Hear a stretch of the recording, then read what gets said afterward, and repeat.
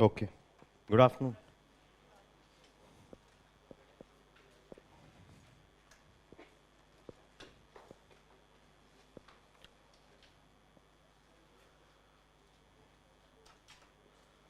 So, before we start the second chapter,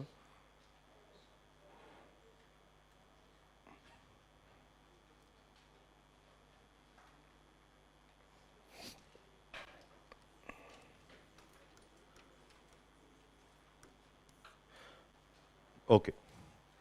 So, the second chapter has to be linked with budget. We'll see what is important for prelims and what is important for mains. That would be the focus. So, some students have this doubt, is everything good in the budget? Or why is it that you're only talking about positive? See, the problem here is we can give some measures what can be changed, but we can't go against what is there in the economic survey. This is something which you should understand. So, are there any problems in the budget? Every budget has some problems, and there are good things also. Same with respect to economic survey. Economic survey is very optimistic this time. So, as usual, every time it is optimistic, this time also it is optimistic. So, it says this is good, this is good. Okay, and here there is a problem.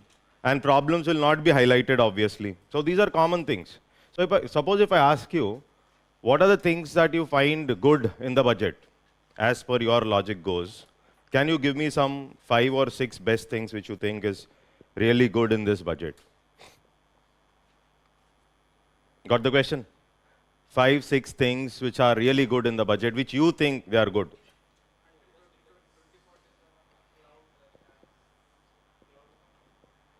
Okay. Okay, so long-term growth you are saying, so that is basically there are no much of freebies mentioned in the budget. That is populist or more money being allotted to states where elections possibility. So these kind of announcements are not there in the budget. Non-populist budget, more long-term, more stable. This is one. Okay, agreed. Then what else?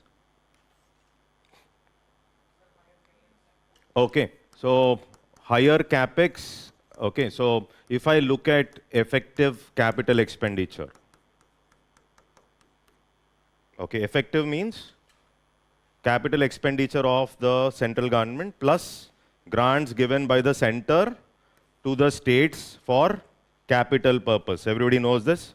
Okay, so effective capital expenditure includes the capex of the center, capital expenditure of the center plus grants given by center to states. For what? For capital purpose, right? This is around 17.1 lakh crore, which is almost like 4.4% of GDP, which is a huge increase. Okay, this is a good thing. Okay, so government is spending more with respect to capital expenditure, infrastructure related aspects, etc. Very good. What else? Okay, somebody is saying government is fiscally prudent. Why fiscally prudent? During COVID year, fiscal deficit was around 9.2% of GDP, and successfully you have brought it down, and your next year target is target 4.3, this year 4.4. Okay, so looks to be good. But I'll tell you the problems later. What else? Government has launched this, or what government has increased STT on speculative trading, that is like futures and options. Okay, I'll show you the document later, especially on futures. If you observe, it has been increased by almost like 150%. Okay, the tax has been increased. STT is what? Securities Transaction Tax. Obviously, this is something like negative. Also, I'll talk about negative later, but this is something like will reduce speculation, short-term speculation and all that. So STT has been increased on futures and options. So STT has been increased, like the tax was from something like 0.02 to 0.05, something like that. This is something like almost like 150% increase with respect to these things. This is a good move. Good move because speculation, people are losing money and therefore it is important. Right, what else?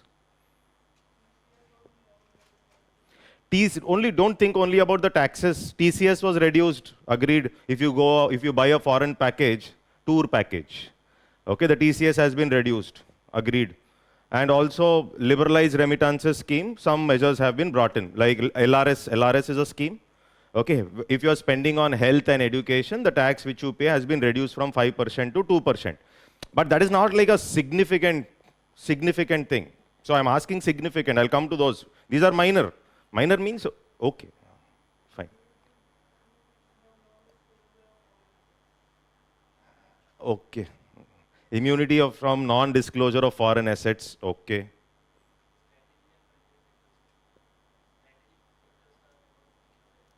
How? Like, you should tell me how. Very good. So, good. Spending on biopharma. Biopharma Shakti. Important, very important.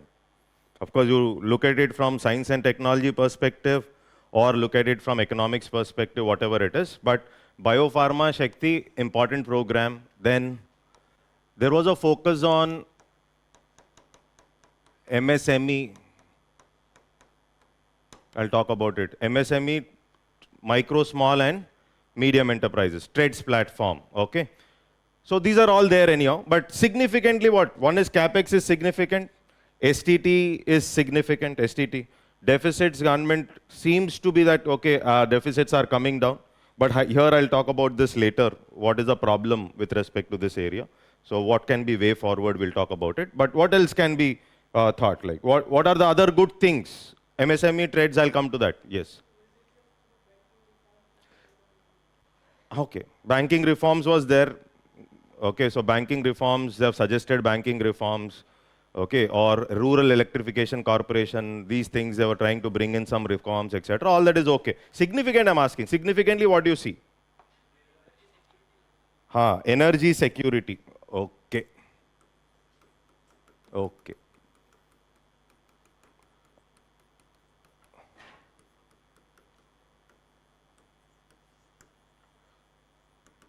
Okay, energy security.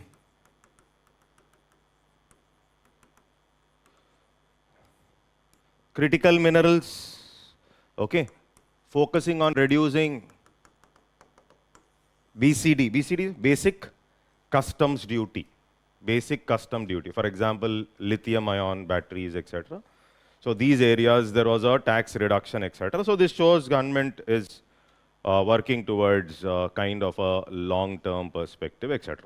Okay, a few more things were done. NRI investments limit has been enhanced. Okay, NRI investment limit has been enhanced. This is done because already these fellows are going out. These fellows were going out, no? So therefore, NRI limit enhancements were also done. Okay, so some good things have been done. Do you find anything, any problematic thing in the budget? Before discussing the budget, so any problem? What are the problems? Do you think there are there any problems in the budget? No problems. So like you feel that this has to be, this should have been done, it would have been better. If this would have been done, it is even more better, something like that. Anything you find? Okay. Okay. Now, suppose if you look at this debt to GDP ratio, okay, government was talking about fiscal prudence, right? And government said, we are doing really well, and slowly we will get it down.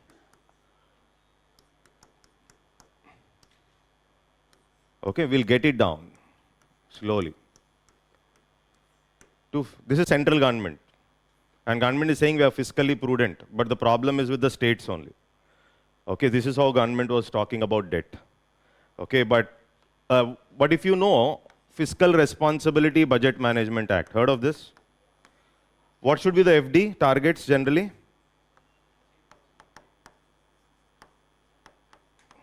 That means any new loans which we take should be how much? 3% of GDP. So government is not caring about this now anymore. What government is saying, they are basically talking about overall debt. The definition they have changed. The definition they have changed means government's logic is if I'm able to increase GDP, in that year I will take what?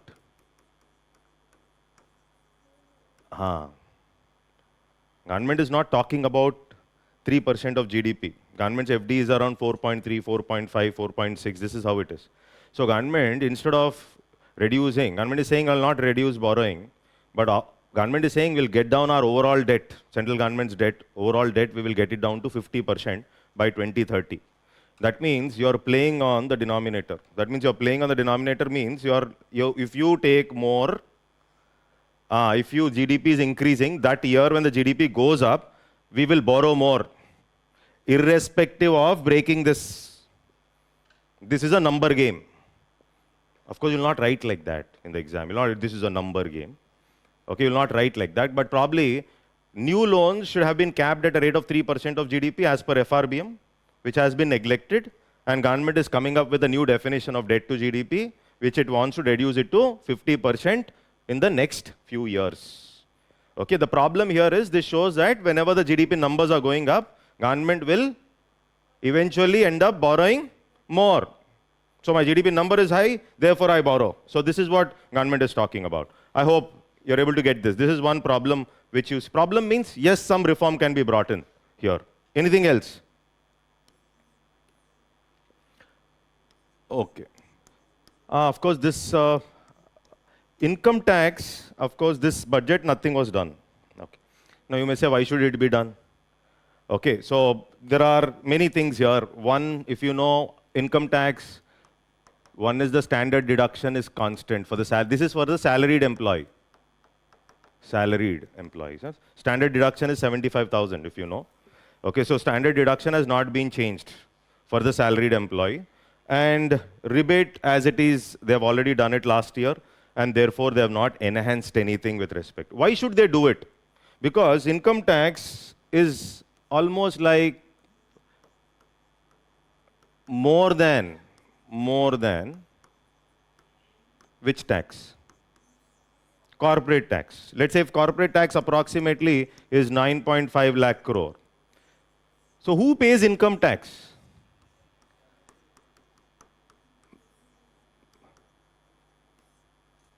Middle class. Okay. Corporate tax is paid by the richer classes. The problem here is slowly corporate tax started coming down and income tax collections have increased. So income tax is the major revenue giving source for the government, and government should have come up with something. Why? Because this standard deduction should be done? Because our wages are also not indexed to inflation. Last 2 years, what you observe is corporate profits, one more problem, corporates when they earn profits were not transferred to wages. This is one big problem. Our real incomes are not increasing. Real income. You're at the mercy. You're at the mercy of your employer. This is not a good thing because inflation is high, not the average inflation. I look at inflation in Karol Bagh, or look at inflation in Bombay, look at inflation in Bangalore. Okay, so inflation is increasing, and with our wages are not linked to inflation. That means your real incomes are coming down, and if you observe last 8 to 9 year data, the real incomes of people are coming down especially. So this is a big problem. And in spite of all this, one more problem. If this reform was good, this is a good reform, you have reduced this, good. But one more problem, long-term capital gains tax is how much now? 12.5, this is on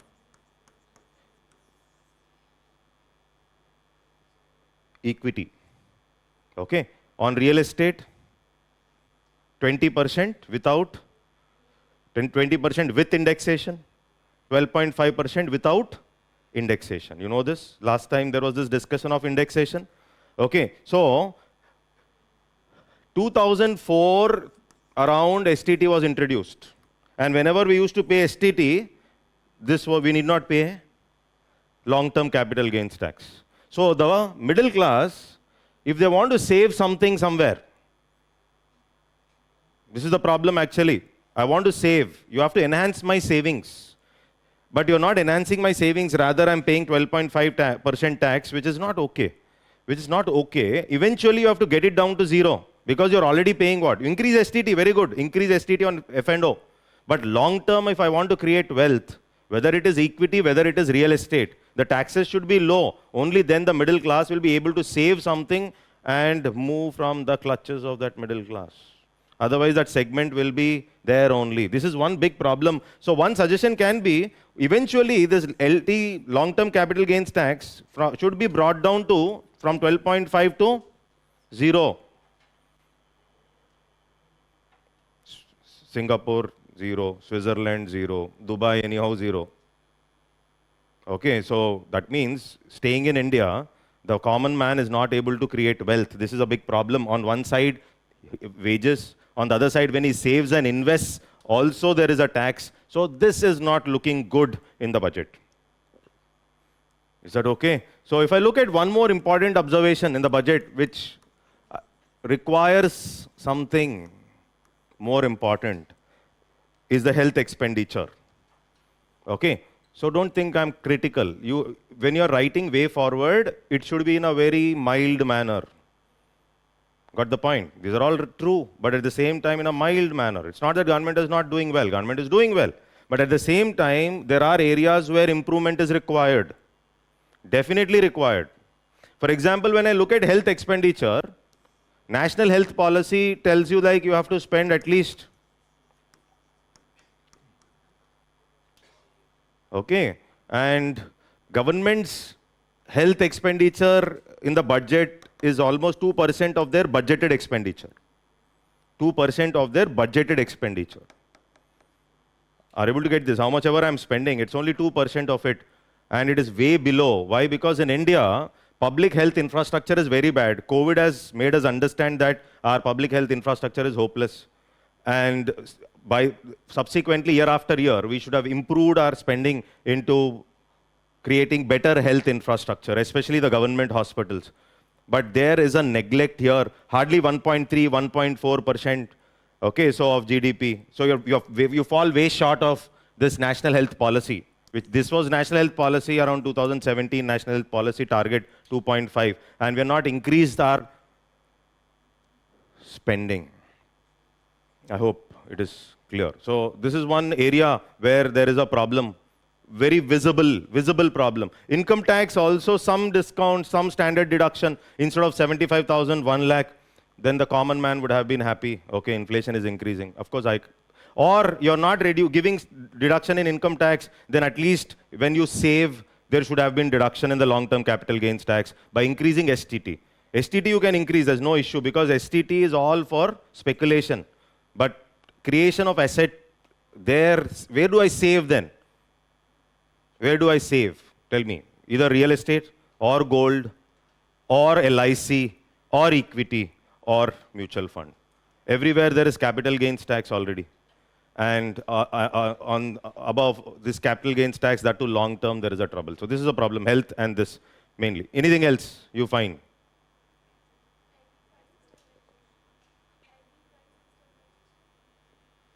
MSP. You want government to increase MSP? No, I'm not saying. See, MSP, okay. That is okay. But we can't expect that government will say, I'll give you a legal backup for MSP. Or the number of crops I will increase in the MSP. These you can't expect in the budget. Okay, in the budget. They are very clear on that. Okay, so agriculture has been supported through other ways. Okay, other ways have been taken to support agriculture, but not through MSP, of course. I want government to give more MSP, but government is not keen about giving MSP. I'll not put it here as a negative. Okay, so then what else?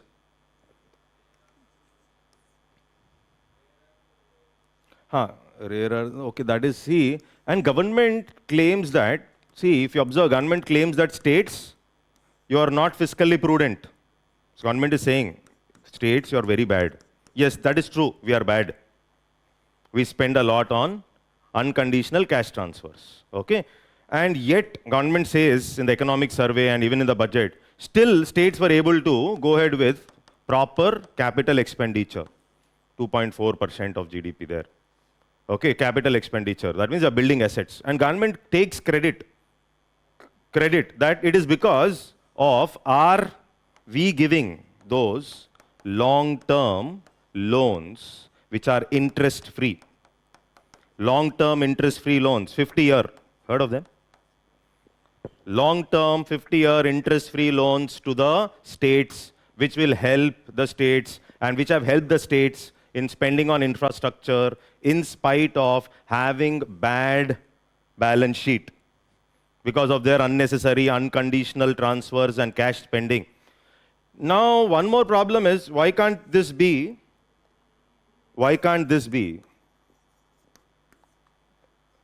grant so that their balance sheet will be okay?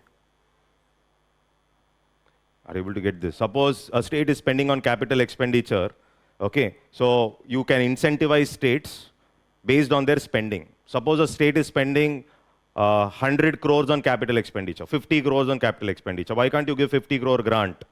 So that their balance sheet, debt in their balance sheet will not increase. Debt in the balance sheet, states' balance sheets will be healthy. But you're only interested, in the center's balance sheet. What about the state's balance sheet? So this state's balance sheet will be healthy if I am incentivizing states with their own capital expenditure. That means they are putting 100 crores into capital expenditure. If you incentivize that state by giving them 100 or 75 crores of grant, long-term grant, not loan. Loan means it is increasing their debt. It is increasing their debt. Their balance sheets are getting eroded because of this reason. So probably, of course, who are we to give suggestion? But definitely that balance sheet erosion can be handled to some extent if this is not a loan, rather it's more like a grant. I'm not saying you have to give it to every state. Give it to those states whose capital expenditure spending is good.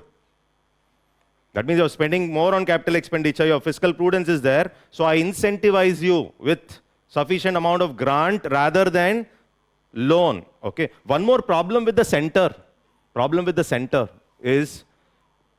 here is something like, if I look at, yes, FD1 debt definition changed. Another problem is with respect to off-budget borrowings. Heard of off-budget borrowing? Off-budget borrowings, suppose FCI is issuing some bonds. Some public sector enterprises are issuing bonds and raising capital. Now, this is basically not reflected in the budget, but it's a borrowing by the center. Okay, so, but these are called as off-budget borrowings. On one side, we are saying fiscal prudence is fantastic. We'll reduce our FD targets to almost like 4.3. But on the other side, if off-budget borrowings are still continuing, that means this is not an appropriate fiscal prudence from the center side. So this is another important area where center has to work on reducing its or making them almost negligible. Off-budget is something not visible on the center's budget. It is not reflected in the FD. The PSUs or the food bonds, oil bonds, you're raising capital. Okay. Good thing is also there. Good thing is, suppose, good thing is what center is borrowing from marketable instruments like G-Secs and other things, that is there. But at the same time, off-budget borrowings are on a higher side, which is not okay. Is that okay? Yes, understood. So this is something, this can also be seen as some issue in the budget. Is that okay? Anything else? Education. No comments on education. R&D. No, see, I want a specific point. If you say health, you should tell me what percent of GDP. Randomly, you can say, we're not spending on education.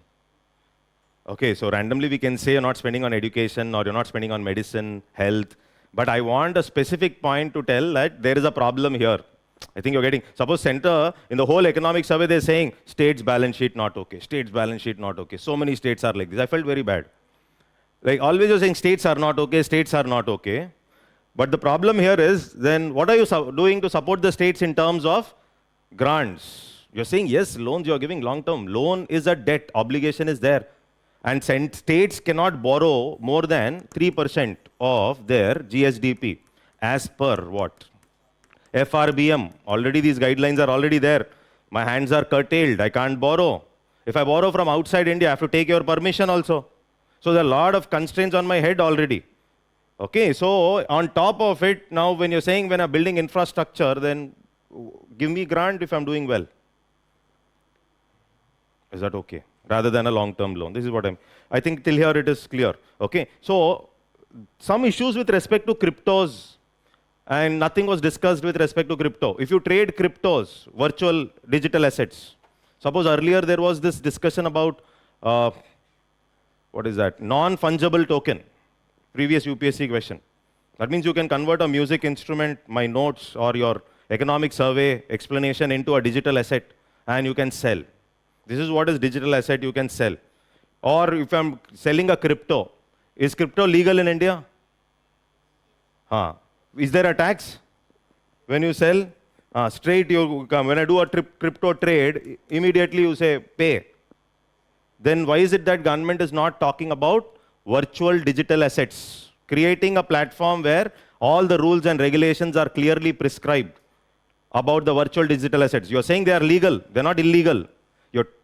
There is huge amount of tax you are collecting. So therefore, the guidelines, regulatory mechanisms, everything should be formulated so that things will fall in place, and it will also avoid other ways of, probably maybe the leakages, or maybe probably the diversion of money to something else which is not good. So regulatory systems are not put in place. So with respect to virtual digital assets, nothing was discussed about that. I hope you're able to get this. Okay, good things are there in the budget, as well as few improvements, obviously. But everybody, we don't talk much about problems. Reason being, as a bureaucrat,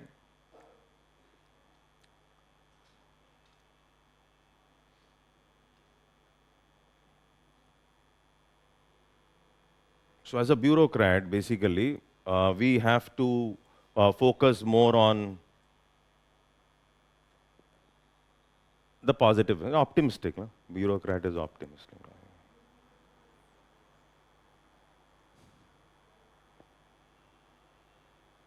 Okay.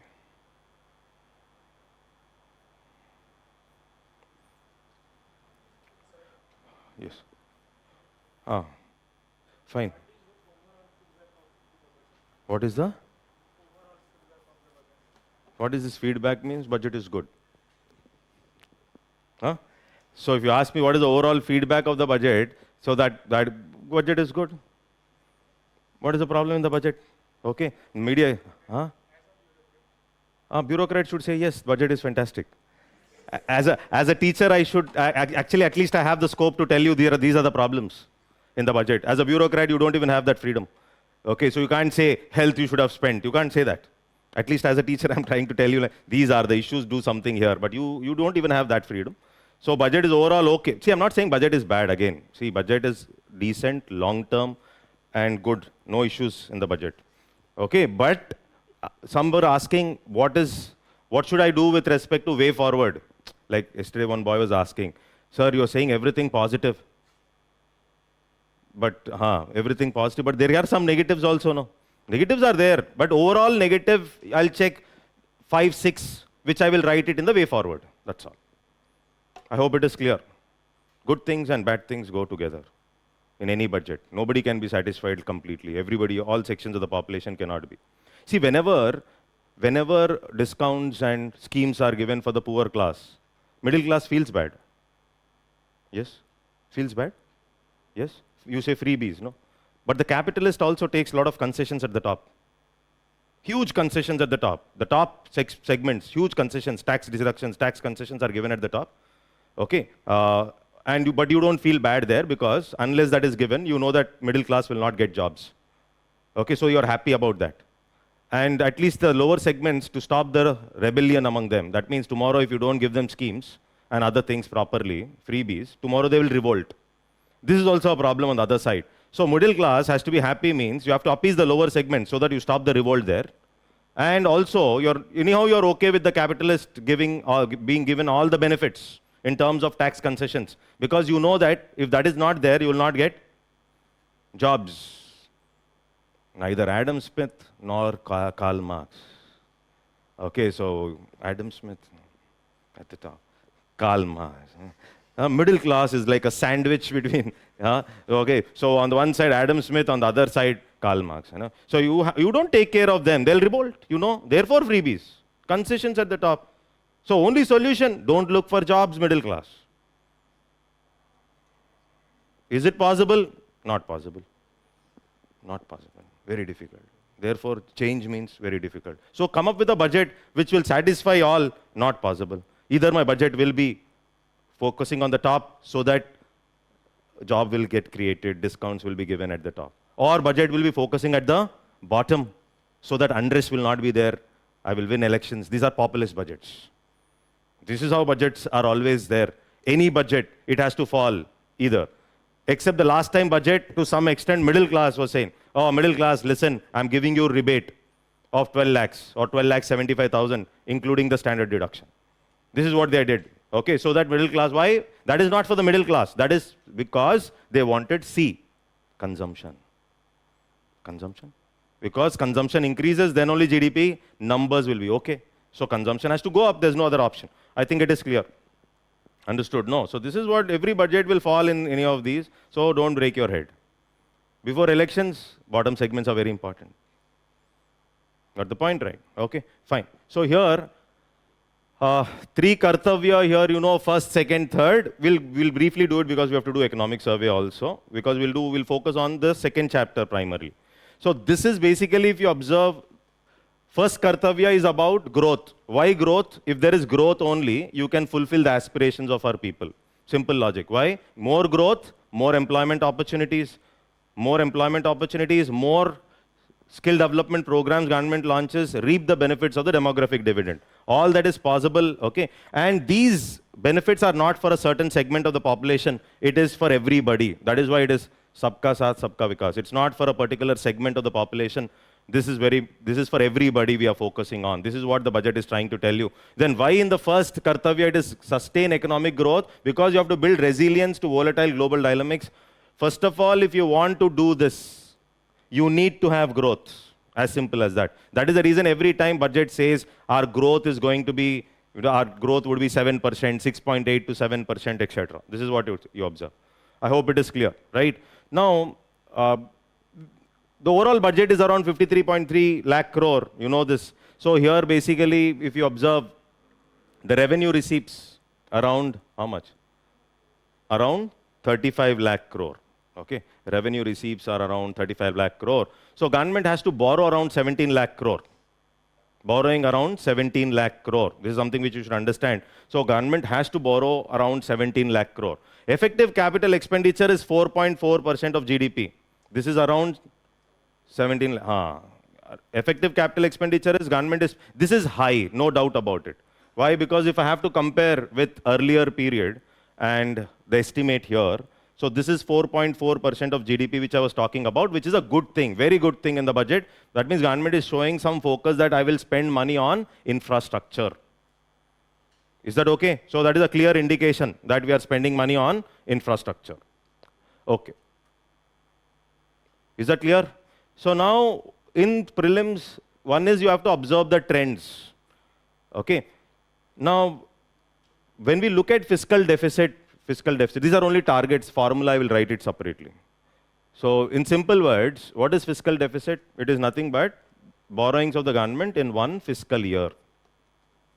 Okay, and fiscal deficit is basically a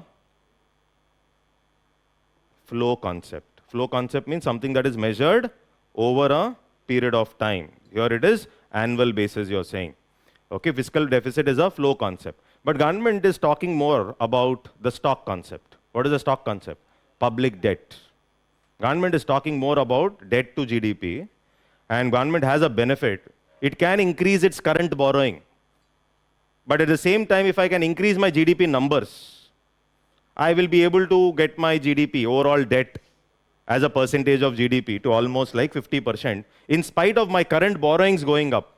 If you see current borrowings, it's not 3%, 4%, 4.2, 4.5, 5, 6, you can see here. But if you observe fiscal prudence, is it there? Definitely yes. COVID year, madam's target. fiscal deficit. Is that okay? Then, when we look at effective revenue deficit, ERD, everybody should be knowing the formula of effective revenue deficit. Effective revenue deficit is revenue deficit minus the grants given by the center to state for capital purpose. Effective capital expenditure is different, effective revenue deficit is different. Effective capital expenditure is what? Capital expenditure plus the grant given by the center to state for capital purpose. Effective revenue deficit minus the grants given by the center to states for capital purpose. So ERD also, if you observe ERD, fantastic. And if I look at primary deficit, very good. So primary deficit 0.7. Why good? Good in the sense, whatever I am borrowing, I am trying to pay back my loans or previous loans. This is what economic survey is saying. The fall in the primary deficit is an indication that government is consistently paying off its loans or the payments which had to be done. And that is the reason you observe that the primary deficit has come down almost to 0.7% of GDP. This is what government is saying. I can call it, I can say that in a different way. Rather than using my fiscal deficit for spending on infrastructure, is it that the government has used it more in paying the, so I can put it in the other way also. It is how you write. So government is saying, see, we were able to successfully reduce PD, means we are successful in terms of using our FDs in making the previous payments off. And it's a good thing that primary deficit has come back. So the load in the future is going to come down. And we can concentrate more on education, human capital, infrastructure, etc. This is what government is talking about with respect to primary deficit. I hope it is clear. Understood, no? So here if you see debt to GDP estimated to be 55.6%, and by 2030-31, government is saying we'll get it down to 50 plus or minus 1. This is central government, not the state. If you include states and UTs, you're above 81, 82% of GDP. I hope it is clear. So when I use the word general debt, it includes center, state plus UT, all the three put together. This is purely central government. That 55.6, getting it down to 50%, all that is central government's debt. I hope you're able to get this, okay?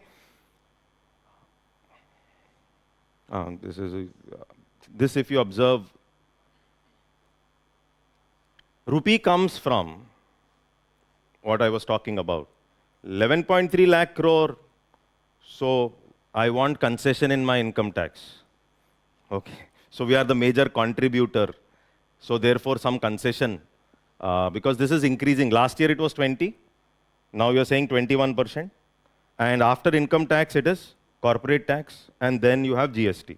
Out of my total tax profile, around 53-54% is coming from direct taxes.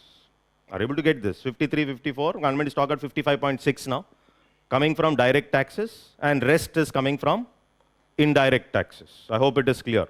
Okay, out of the total tax profile of the central government. So this is one more important observation here. Okay, and here one of the dangerous aspect in the revenue expenditure, major chunk of the revenue expenditure is the interest payments. Even now, in spite of all this, now 20% is going. Okay, suppose government is borrowing 17 lakh crore, and in that, if you spend 20% of it only on paying interest, that means this fiscal deficit which you take, is it justified is a question. Are you able to get this? See, loan is not bad, but the purpose for which you are spending the loan becomes important. No? If the FD is increasing, you're saying 17 lakh crores we are going to borrow. But out of that 17 lakh crore, okay, fine, how much am I going to spend on interest payments is critical, because this is something which you're not using it for any development. I think you're able to get this. So out of all the revenue expenditure, major chunk of my revenue expenditure is interest payments. You can observe that. See the difference here. And see interest payments. I think it is clear. That's the reason it's very important that slowly we have to reduce the interest payment. We'll come to this in the economic survey discussion.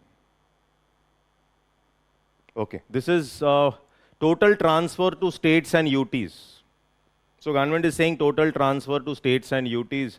Suppose there is a question asked like last few years, total transfer of center to states and UTs is consistently increasing. Okay, so you'll observe that yes, 18.7 lakh crore in 22, 23. Now this is your estimating of how much? 26 lakh crore that will go to the states.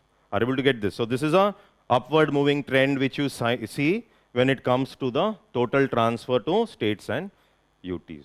Okay, so later on you'll check this the order.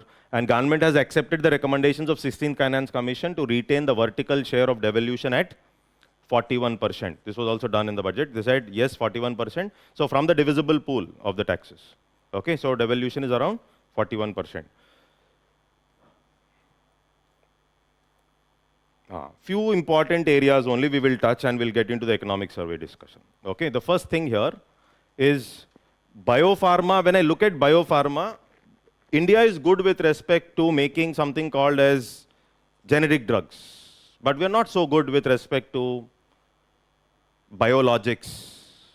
Okay, so when I say biologics, you are preparing the medicine not from a chemical. Rather, you are preparing something from a living organism. And these living organisms have to be maintained at certain temperature. It requires some technological efficiency. And therefore, you have to spend money on research and development. But your margins in the pharma market are very high when you make such drugs and not paracetamol. We make more of paracetamol. We produce a hell a lot, but hardly we are not able to grab any market of pharma. This is one big problem. If really India wants to grab the international market with respect to pharma, you cannot just depend on making drugs using chemicals like the paracetamols, which are standard chemicals. You can do mass production there. Research and development technology spending is not required there. And India does very well there. But what is the problem? If you want such kind of drugs, you have to buy it from other countries. We are at the mercy. You're paying hell a lot of money for that. So government is very clear. Biopharma Shakti, advancement through knowledge, technology, innovation, to be launched with an outlay of how much? 10,000 crore over next 5 years. To build ecosystem for domestic production, that is very important. So domestic production of biologics and biosimilars are very important here. This is what government is talking about. So you also have to create some network for Indian clinical trial sites. It's not so easy, no? Testing and all has to be done. So this is one focus which you observe. Okay. Then semiconductor, of course, semiconductors is a focus. You know, countries which are doing well in semiconductor value chain. So here, one is China in the critical minerals. With respect to technology, etc., it is US. The Taiwan company is there.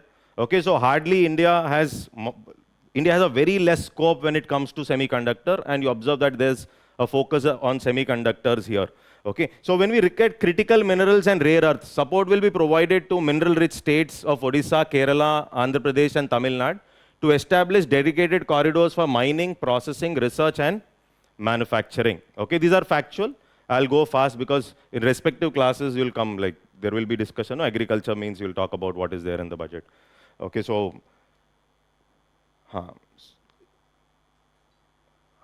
I think you should be knowing about technical textiles. What is this technical textile you talk about? Astronauts, yes, astronauts, or maybe fire workers, okay, or these are even the seat belts. Here the aesthetics are not important. What becomes important is the quality, etc. A specific function becomes important. No, these are functional benefits, textile with certain functional benefits. And now any trade deal is also signed, so India is at an advantage in comparison to Vietnam because our tariffs are lower than Vietnam, especially with respect to textiles. Are able to get this? So probably textile is one area where government is focusing. Now, MSME. Now this is important. So when we look at MSME, what is one of the biggest problem of MSME is what? Bills not being paid. For example, MSME has purchased some goods from a corporate company. Okay, so there is something like a trade receivable invoice that is generated. Okay, but the corporate company, suppose 100 crores, no, let's not say 100 crores, let's say some 30 lakhs has to be paid by the corporate to MSME. but the corporate will delay the payment. Delay means he'll say, we'll pay it later, maybe after 6 months, 3 months, 4 months. That means though the business or the goods have been delivered, the payment has not been done. This is a problem of cash flow. That means the cash is not flowing into MSMEs easily. So cash flow is one of the biggest problem for MSME.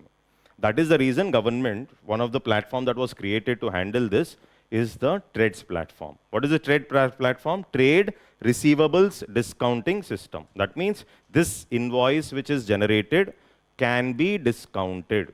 Suppose this is 30 lakhs invoice. Now, in the TReDS platform, there are some financiers also. There are some participants. So, who are the participants? There can be banks who are participating on this platform. Now, this trade receivable, this invoice is in digital format. Digital format, not in paper format. It is in digital format in this platform, basically. And this trade receivable instrument or this invoice, which is in digital format, can be discounted. The meaning of discounting, let's say there is a bank which is there, a financer. This financer will discount this bill. Suppose the company is saying, I'll pay you after 90 days. Okay, but the MSME wants cash. So after the 45th day, MSME takes this receivable, this invoice to the financer. The financer will discount it. Instead of giving 30 lakhs, discounting means, let's say he's giving 29 lakhs 50,000. Are you able to get this? This is what is discounting. The bill has been discounted. I hope you are able to get this. So 29 lakh 50,000 has been given by the financer, not by the corporate. Corporate has not made the payment still. You are able to get this?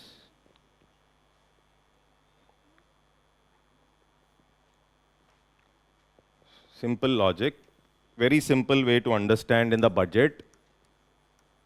Here MSME is there, okay, corporate is there, corporate, some corporate, okay, goods have been supplied, receipt has been generated. This is the trade receivable receipt. This receipt is in what format? Digital format. Now this receipt, now the corporate said, I will make you payment. Payment will be done after 90 days. But let's say this MSME wants cash after 50 days. After 50 days. So what can this MSME do? Take this receipt, this digital receipt on this platform. Already some financiers are there. Financial entities means it can be some banks, etc. Okay. This bank is buying this receipt or discounting this receipt. Discounting means, let's say this goods, this receipt is 30 lakh. This 30 lakh receipt, this paper has been discounted by this financer, and this financer is going to make payment to MSME. He'll keep the receipt and he'll pay, let's say, 29 lakh 50,000. Discounting. Okay. Later on, the corporate will make payment to the bank. So immediately cash flow problem has been handled. I hope it is clear.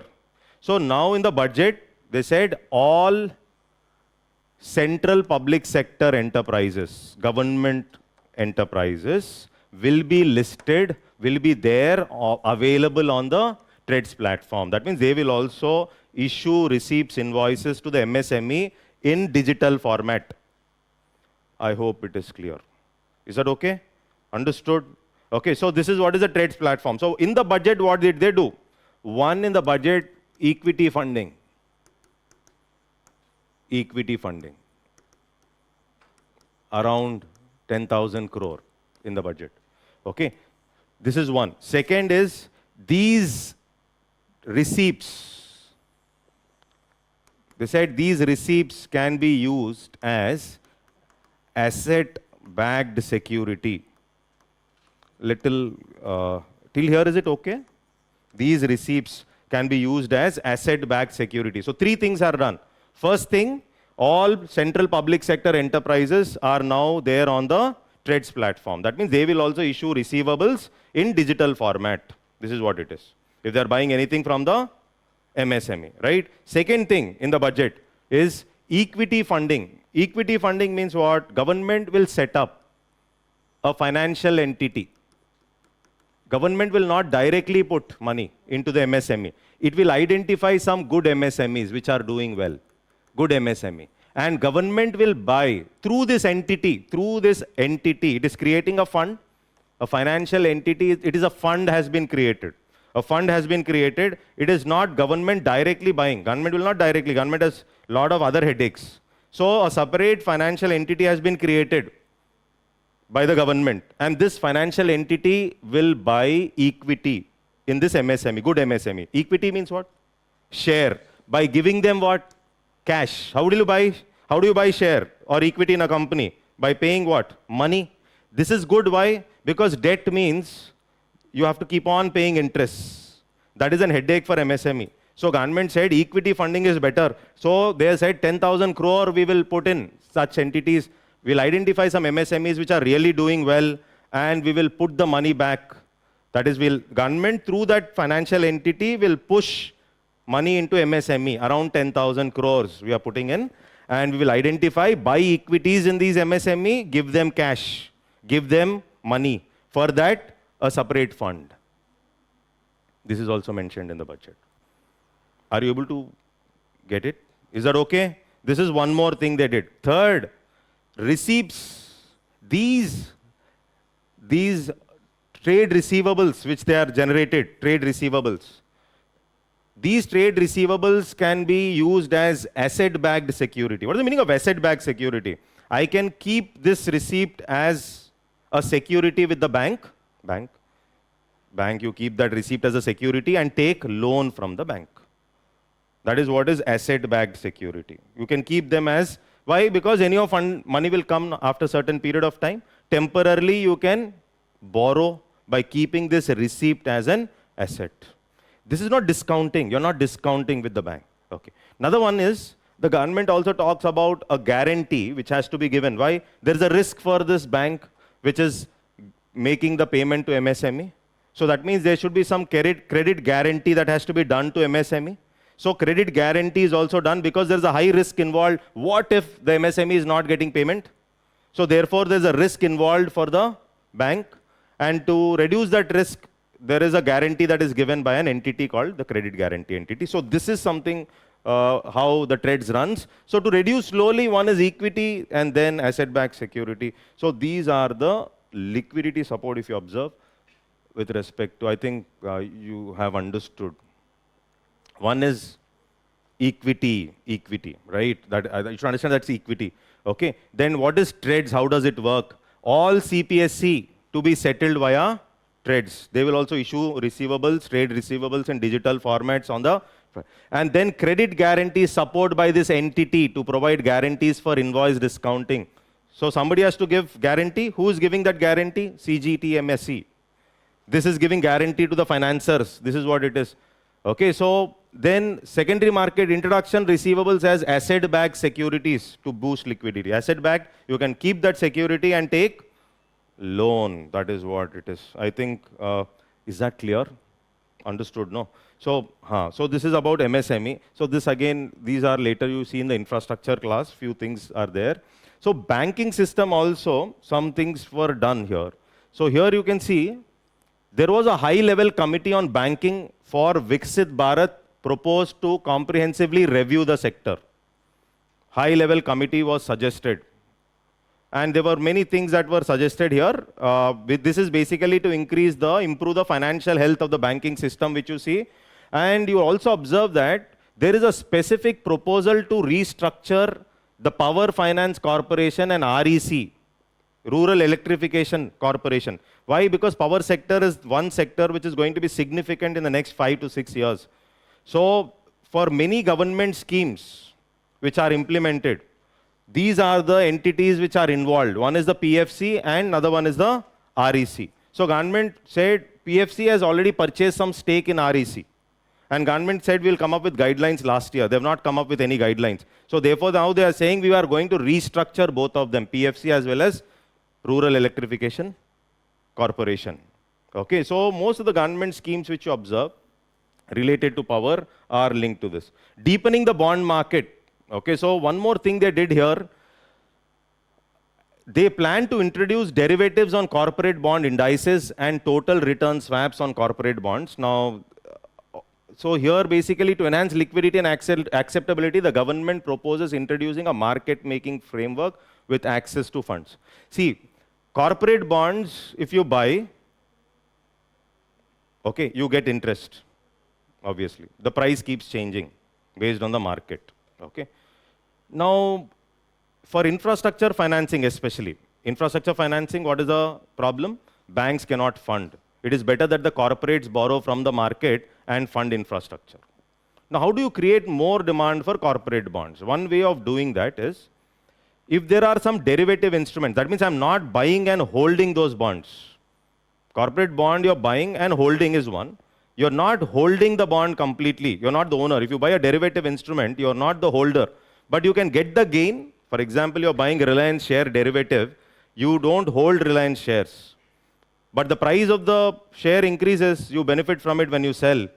Okay, and at the same time, if there is some maturity period comes up, some returns will be given for these bonds. That means without physically holding bonds, you can still sell them and buy them. So this is one way to strengthen the corporate bond market. So this is what they did. Okay, two important things in taxes we'll talk and we'll get into because we don't have much time. So we'll straight away go to the taxing part. So one is New Income Tax Act 2025. So you know the slabs already. Okay, so 0 to 4, 4 to 8, nothing has changed. Okay, and you have surcharges and cesses already there. Okay, so surcharge and cess is already there. Okay, so now New Income Tax Act will come into effect from April 1st, 2026. Simplified rules and redesigned forms will be notified shortly to ensure ordinary citizens can comply without difficulty. That means you're bringing in transparency, easy tax filing, tax compliance, etc. That is what is the focus in the New Income Tax Act. Okay. Then ease of living for individual taxpayers, which this is what I was talking about LRS scheme. So LRS means when you're taking dollars out of India, foreign currency out of India, LRS scheme is applicable for current account as well as capital account. That means what? So current account is basically you're taking money, you want to sell something, exporters, exports, imports, okay, remittances. These are all part of the current account, right? But if you want to buy some assets outside India, these things are going to be part of the capital account. So LRS scheme is applicable for both. So you can, suppose, let's say if you want to buy some shares outside India, you want to buy shares in the US market. So LRS scheme will permit you up to $250,000. This is because foreign currency is something very critical. So you can't just take it out whenever you feel like. RBI is more cautious when money, foreign currency is moving out. So with permission, without permission, up to $250,000 you can take out. But after, if you want to spend more than $250,000 in a year, then you have to take permission of RBI. It can be for shares, buying shares. It can be for a medical treatment. It can be for education. Are you able to get this for any of these? No? See, LRS is what? Liberalized remittances scheme. Okay. If you want, let's say one simple example, if you want to buy Amazon company shares, Amazon company shares, how will you buy? You can't buy it on RNSE, BSE. They're not listed here. You have to buy it in the US market. Can you do it? Yes. There are platforms like IND Money. You can buy these shares. But you can't buy it in rupees. You have to buy it in dollars. That means somebody has to convert those rupees into dollars. As simple as that. HDFC is facilitating that. Many banks facilitate. So what HDFC will do? $1, 92 rupees. You wanted to buy worth $1,000.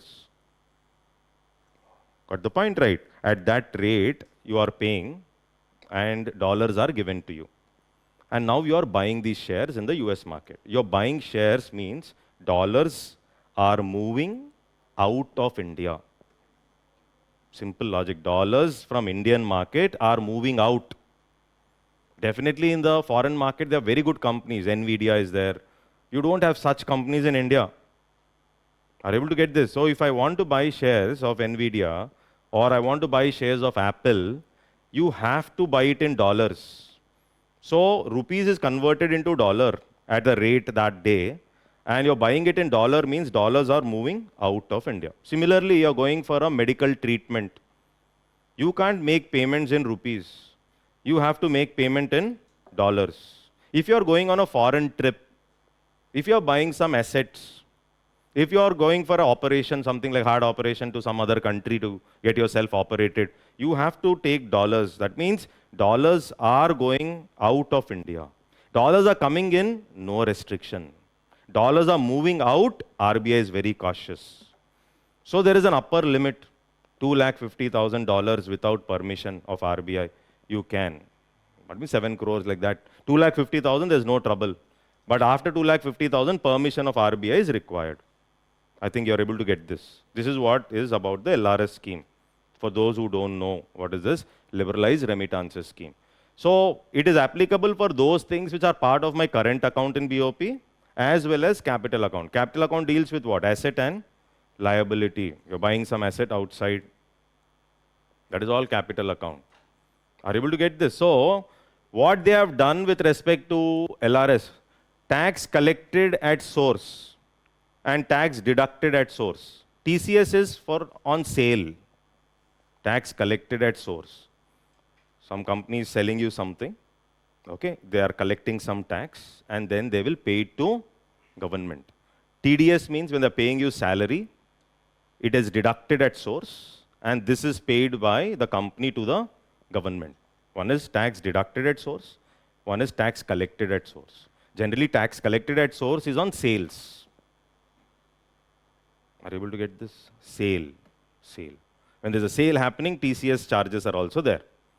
So you're buying something, okay? You're buying a tour package, you can buy education, you can buy health, you can buy shares, okay? But TCS has been reduced in the LRS scheme only on education and medical. It's not for everything. If I'm buying shares, TCS reduction is not there. This is only on education and medical purposes. Under the LRS scheme, it has been reduced from 5% to 2%. This is what it is. It is not for everything. TCS reduction is not for everything. It is only on medical and education. That is what it is. This is what is the LRS related area. Okay, so he was saying foreign asset disclosure. A one-time 6-month disclosure scheme is introduced for small taxpayers who fail to disclose foreign assets or income. I'll talk about this in the economic survey. So government in the economic survey talks about nudge, N-U-D-G-E. Okay, so nudge has helped government to increase tax collections. Nudge is not punishment. Nudge is not punishment. Nudge is not even incentive. Nudge is more like sending you regular messages. Your payment is pending, or the tax you have filed, there is something wrong in it. Kindly check. This is how messages are sent to you. And continuous persuasion by the government. And this has helped people. People have refiled their taxes, paid extra, or whatever they have manipulated also they have paid. And foreign asset disclosure, warrantly they have done it, wantedly they have done it through persuasion. This is what is nudge. Okay, so if you're not disclosing, they did it through nudge. This is what. So what are the measures of increasing tax to GDP ratio? This is where you have to write these points. For example, what should government do to widen the tax base? Or how should government work on in terms of increasing tax revenues? So this is how it is. I hope it is clear, right? Now, when it comes to MAT has been reduced. MAT has been reduced from 15% to 14%. See, whenever corporate either pays corporate tax or corporate either pays MAT, generally. This is what happens. The purpose of MAT is what? The purpose of minimum alternate tax is to make those zero tax companies to pay tax, because if you see their books, they are earning profits, but at the end of the day, they are not paying taxes. Therefore, a standard tax was brought in around 1987-88. Initially, it was 18. Then later on, a standard tax was made 15, and then it was reduced in the budget to 14%.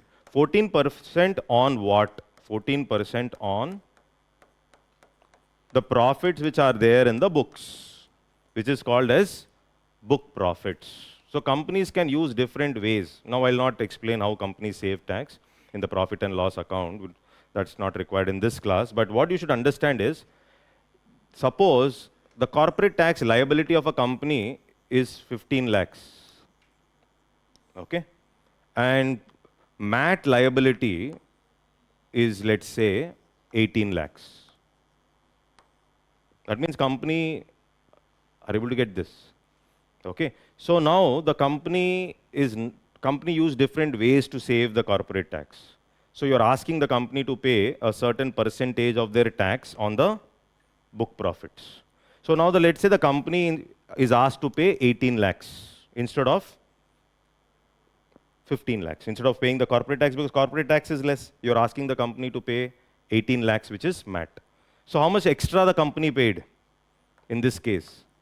3 lakhs. This 3 lakhs in the next year is given as MAT credit. See, corporate tax is paid on what? Profits of the corporate. Simple. But companies can reduce profits through different ways. One way of doing, show high depreciation expenditure. Depreciation is one expenditure. Okay, so you show high depreciation, that is an expenditure. So automatically your profitability is come down. There are different ways. So to calculate book profits, they do it by adding these depreciation which has been deducted, and they arrive at book profits. There's a method to calculate book profits. This, let's say this 14% on book profits is coming to 18 lakhs. And the corporate tax is something like 15. The company is asked to pay how much? 18. How much extra the company paid?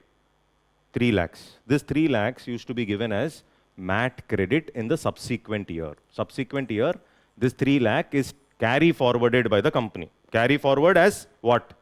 MAT credit. Carry forward as MAT credit. Are you able to get this? So now, next year, let's say, corporate tax is 18 lakhs.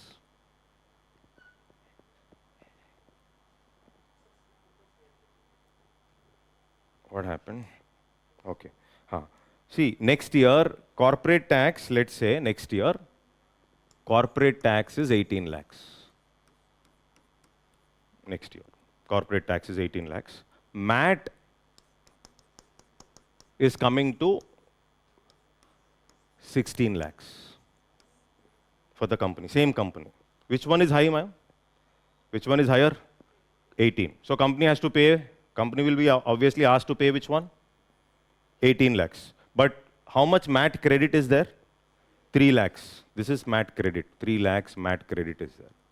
So from this 3 lakhs, extra is how much they are paying? 2 lakhs extra is there, no? This 2 lakhs will be adjusted. 2 lakhs will be adjusted from this MAT credit, which is already there. Are you able to get this? 2 lakh MAT credit, which is already there, is adjusted. So you take 2 lakhs from this credit and adjust it. Okay? How much is left in this MAT credit? 1 lakh. That will be again carry forwarded to the next year. This is called as MAT credit, next year. Are you able to get this? This can be done for 15 assessment years. What Madam did in budget? Madam reduced MAT from 15 to 14, but Madam removed MAT credits. Means after April 1st, 2026, companies cannot carry forward these MAT credits to the subsequent years. You're carry forwarding, no? You're using it when the corporate tax is more, your MAT is less, you have to pay corporate tax. And at that point of time, you're using the MAT credit in your box. If your 2 lakhs has been used, 1 lakh is left, this 1 lakh I'm going to carry forward. So next year, if corporate tax is 1 lakh more than the MAT, okay, I'll adjust this 1 lakh from my. So this is called MAT credit. And Madam's logic is, we have removed, or what we did, we have reduced MAT from 15 to 14, but there is no credit accumulation after April 1st, 2026. This is what it is. Is that okay? Everybody's understood the meaning?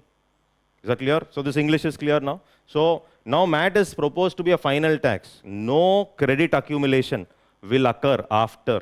So you can't take this credit subsequently. That is what it is.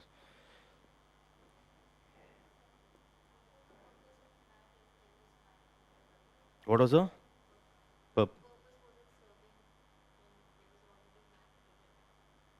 No, at least the whole logic is subsequent year, what if the MAT is more? I have given you an example. What was the example I gave you? Corporate tax is more. Okay. So you'll be able to use that money only when your corporate taxes are more. What if the MAT is more? You pay the MAT. Are you able to get this? So whenever the corporate tax is more, it means the companies have slowly reduced showing themselves as zero tax companies. They're showing more corporate tax. So company, there's a reform, and slowly the companies are doing it. It's a benefit for you if you calculate your taxes appropriately, not calling yourself as zero tax. That is when your corporate tax will be more than MAT. For that, you can use the credit. Government is incentivizing them. That is the purpose actually. So that subsequently, if you have your corporate tax more, when will the corporate tax be more? When you show your profits properly. Okay, so you're incentivizing them to show the profits properly, rather than claiming discounts on depreciation, dividend distribution, fringe benefits, many ways of saving tax. So that is what you're trying to bring them some methodology to make them more ethical in terms of showing their profits. No, if MAT is more than corporate tax, they're paying the MAT, no?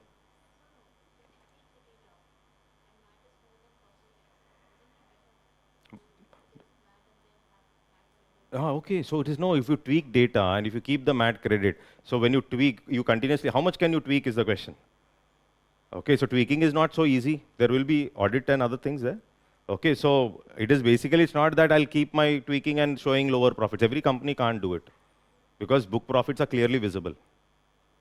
Okay, so it's not that every time you can do it the same way. Okay, is that okay? Yes.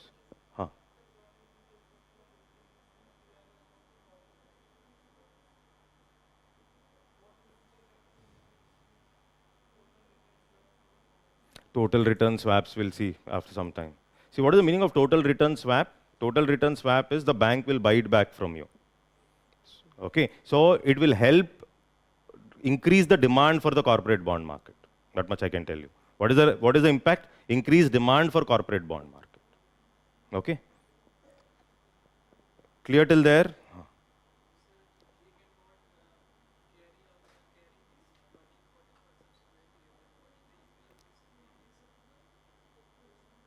No, decrease. Obviously, logic is very simple. I've reduced the tax now. Now I'm not treating MAT as an additional tax. Earlier, MAT was treated as an additional tax. Carry forwards are always permitted for additional tax. The carry forwards are not permitted for taxes which you see as final taxes. So now, madam's logic is this MAT is like a final tax. Whatever credits left out, no, use it right now. If you want to use it. If you want to use the credits, exhaust the credits now. As simple as that. This is what is the logic. Okay, exhaust it as early as possible. The logic is basically to reduce the complexity. Standard 14%. Complexity, no, why credit, and again somebody has to check what is the credit. So no more complexity. 14%, but no credit. That is what it is. Complexity reduction. All this is complexity reduction. One benefit, something I'll take it from you. I take away credits, I reduce the tax. Okay. Till here, is it okay? Let's move forward. See, share buyback will now be taxed as capital gains in the hands of the shareholder. Share buyback means what? Companies buying back shares from the shareholder. Companies buying back shares from the shareholder. It can be for a listed company or unlisted company. Okay, so company has issued shares. Okay, and you are holding shares. You purchase shares of, let's say my company shares I have issued, you have purchased it. Each share you purchased it at 100 rupees.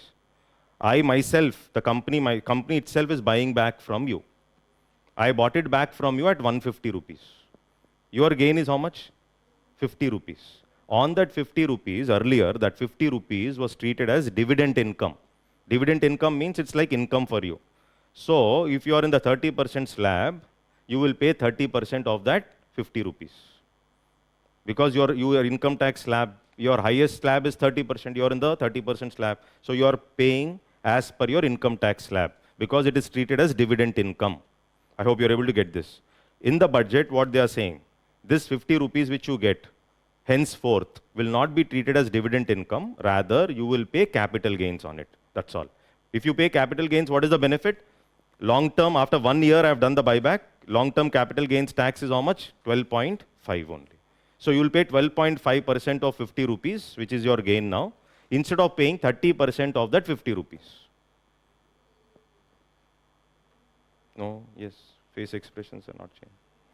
Not understood? Understood? Everybody's understood this? No?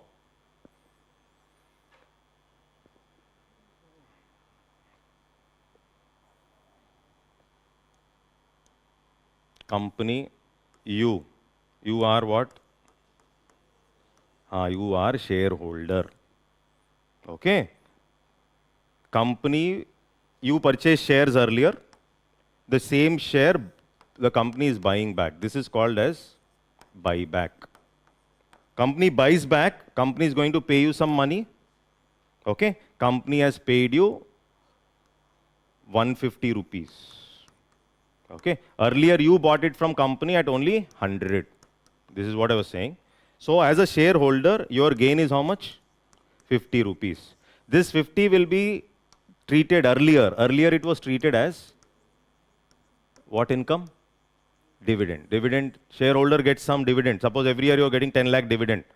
So whatever is your tax slab, income tax slab, as per that, they'll collect the tax. They used to collect. Now what they're saying on this 50, we will not treat this as dividend income. We will rather treat it as like a capital gain. So capital gains tax. So capital gains tax now is collected on 50 rupees. If it is long term, your long term capital gains tax on equity, that is after 1 year this has happened, you will only pay how much? 12.5.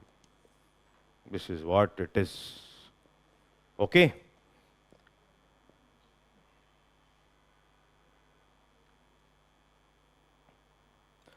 This is what I mentioned. STT, okay, STT increased, and STT on options also, premium is increased. STT is securities transaction tax, direct tax. It is paid on any security transaction on the stock exchange. Any buyer will pay, seller will also pay. Capital gains tax is only paid by the seller when he makes gain. STT is paid by anybody. So 2004, when they came up with STT, the logic was, we'll levy STT, but we'll give you exemption on long-term capital gains tax. We'll give you exemption on long-term capital gains tax. But now what is the problem? You have both. That is what I was saying. You have both. You have long-term capital gains tax also, 12.5. STT is also there. On equity also STT is there. Increase was done in futures and options. I hope it is clear. Understood? One more last thing before we get into the economic survey here. Capital, sovereign gold bond. Okay. Capital gains exemption is to bonds held on only individual from original issue.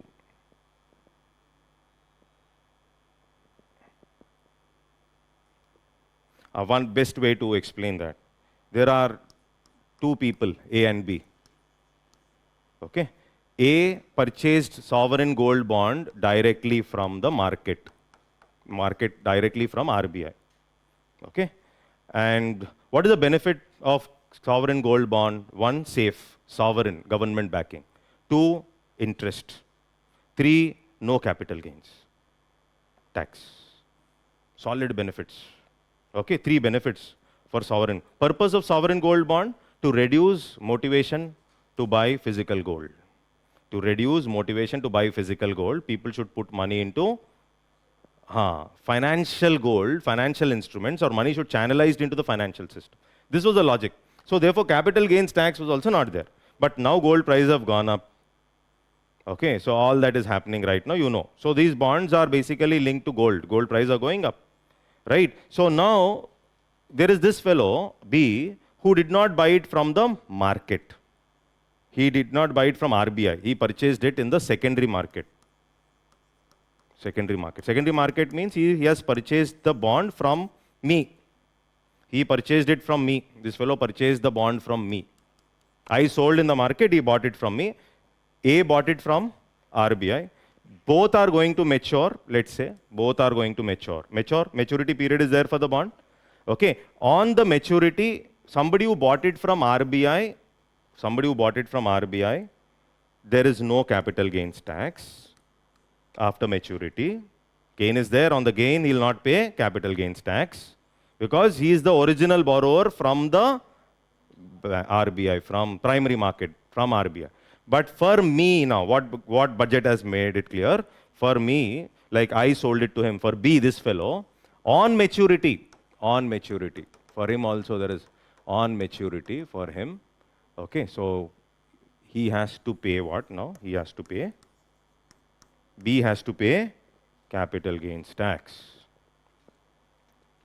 Is that okay? This is what is the concept of that English there, mentioned there. So this is what is mentioned here.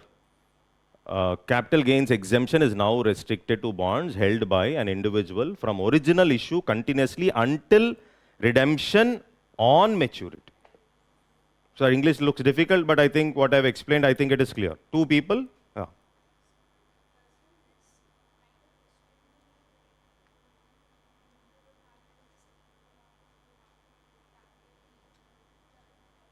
Liquidity can get affected, but at the same time here, if bonds are, these are liquid bonds because huge demand for gold because of the raising prices.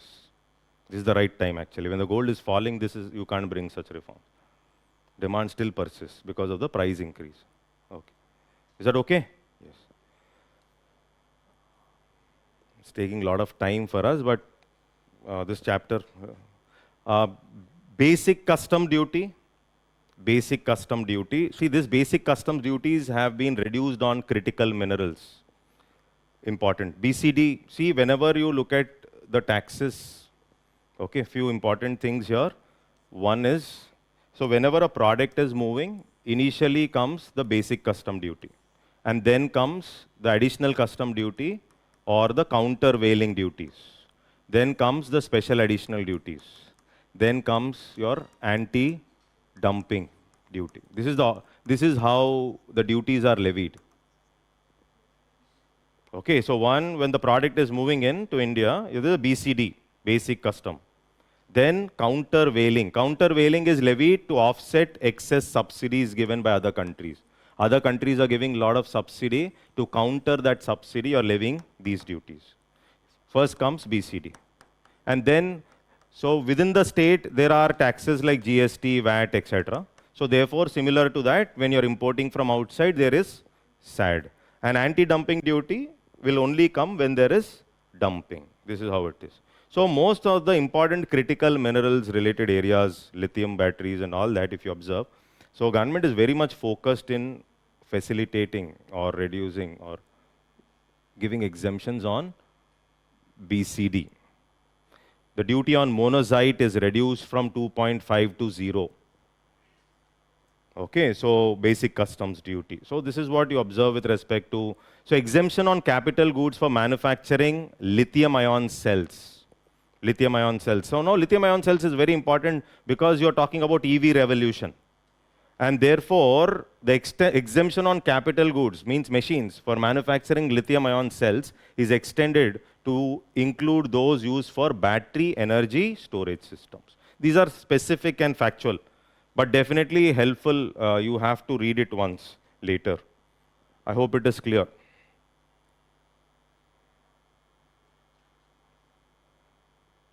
Okay.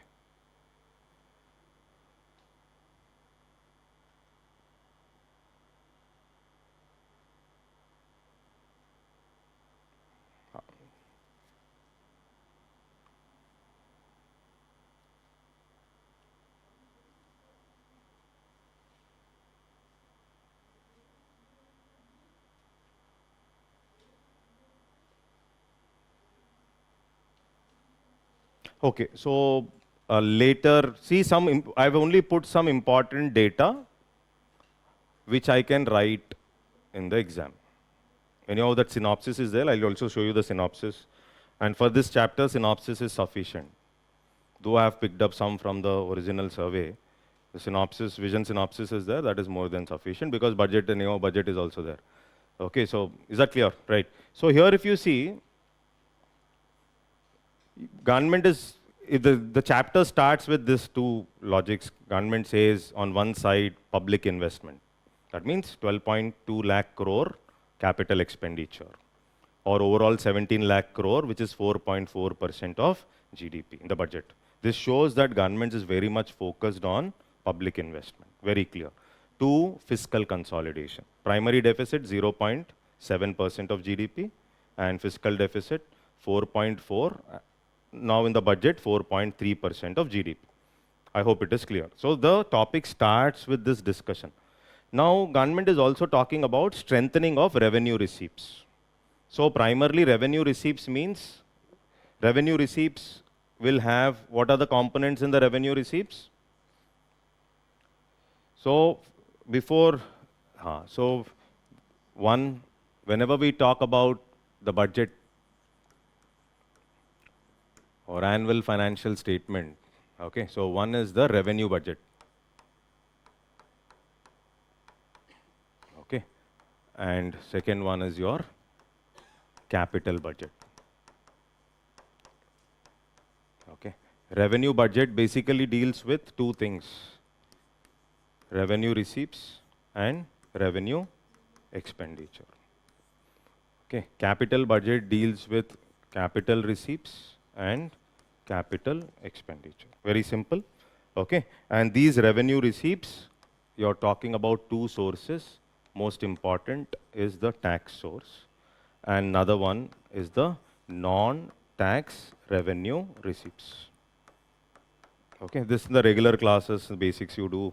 Okay, so, but here we'll not get into what will fall here because that's not our discussion now. But the tax again can be divided into direct taxes and indirect taxes. You know the component of direct tax slowly started going up, and you also observe the base of direct taxes is increasing. Number one, this is what economic survey is talking about. So one is, economic survey says the tax base is getting widened. Very good. Two, last year budget, madam has already reduced the tax rates. That is basically giving rebates up to 12 lakhs. These things have been done. All these reforms they are talking about, okay?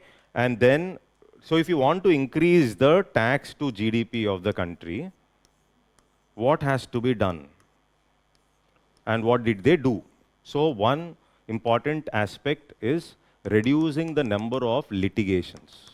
You know what are litigations? In the court. Many times they fight in the court, the revenues are not coming. And for that, obviously, government is talking about techniques like nudge. Nudge is, it's part of behavioral economics, where you're trying to change the behavior of public. So very clear, government is saying we are changing the behavior of public. Consistent persuasion, no direct incentive, no punishment, but through consistent persuasion or through nudge, we were able to increase the tax revenue. Then, government is very clear. Government is saying our non-corporate, this is one more point in the survey, non-corporate tax, in the income tax mainly, non-corporate tax, are highly buoyant. Non-corporate tax, highly buoyant. Buoyant means we are saying our revenues have increased because non-corporate tax, especially if you say 11.3 lakh crore income tax has come. So what is the meaning of tax buoyancy? 1.8. So buoyancy checks the proportionate change in the tax revenue in the numerator to the proportionate change in the GDP. I think everybody should be knowing this. Tax buoyancy checks the proportionate change in the tax revenue to the proportionate change in my GDP. Are you able to get this? Buoyant means if my GDP is increasing by 1%, my tax revenue is increasing by more than 1%. So my tax revenues with respect to non-corporate taxes, specifically income tax, has gone up by 1.8%. 1.8% means if GDP has increased by 1%, my non-corporate tax revenues have increased by 1.8%. This is what it means. Are you able to get this? So this is also one of the important reason. Okay, even corporate taxes,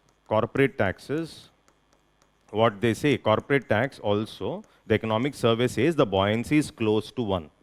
Close to 1. What is the meaning of close to 1? That means GDP is increasing by 1%. My corporate tax revenues are increasing by at least 1%, but not less than 1. So therefore, my corporate tax is also a buoyant tax. Because of that, my tax to GDP ratios have increased or are decent, or this is one of the main source of the revenue receipts. Main source of revenue receipts. Okay, so I think it is clear. So similarly, a lot of reforms were brought in even with respect to indirect taxes. Reforms were brought in with respect to indirect taxes. One of the important reform is GST 2.0. I'll talk about that in detail that is clearly mentioned in the chapter. So GST 2.0 has solved a lot of problems which are there. This is what the survey is talking about. So GST 2.0 has done, what are the things it has done? One is it has come up with increasing the tax compliance. It has simplified the tax procedure. Tax compliance means tax procedure has been simplified, no, isn't it? So one is it has come up with a standard rate and you have a 5% rate. Demerit goods in 40% slab, and there is an exempted list for necessities. So earlier the 4-tier structure which was there, which was highly, we said more number of tax slabs, more is the inefficiency. So GST 2.0 has solved many problems, like I'll talk about them separately. One, it has solved the problems of inverted duty structure in GST. Solve the problems of inverted duty structure in GST. Solve the problem, right? Solve this problem. Second, necessities were put in 0% slab. For example, life-saving drugs, let's say, or health insurance, life insurance, all that is put in 0%. So this shows that the GST 2.0 also focused on social equity. Social equity. So this is what the survey is talking about. Okay, and it has reduced taxes on several items, especially consumer durables. Consumer durables. Okay, it has reduced the taxes, like from 28%, most of the things were brought down to 18%. Like for example, televisions, washing machines, etc. This also has a soothing effect on what? Inflation. Are you able to get this? This has reduced the prices. So I'll come to this discussion, I'll come back to this. But when we look at the tax receipts, one is the tax receipts and another one is the non-tax revenue receipts. Government's revenue receipts are quite decent because of tax receipts.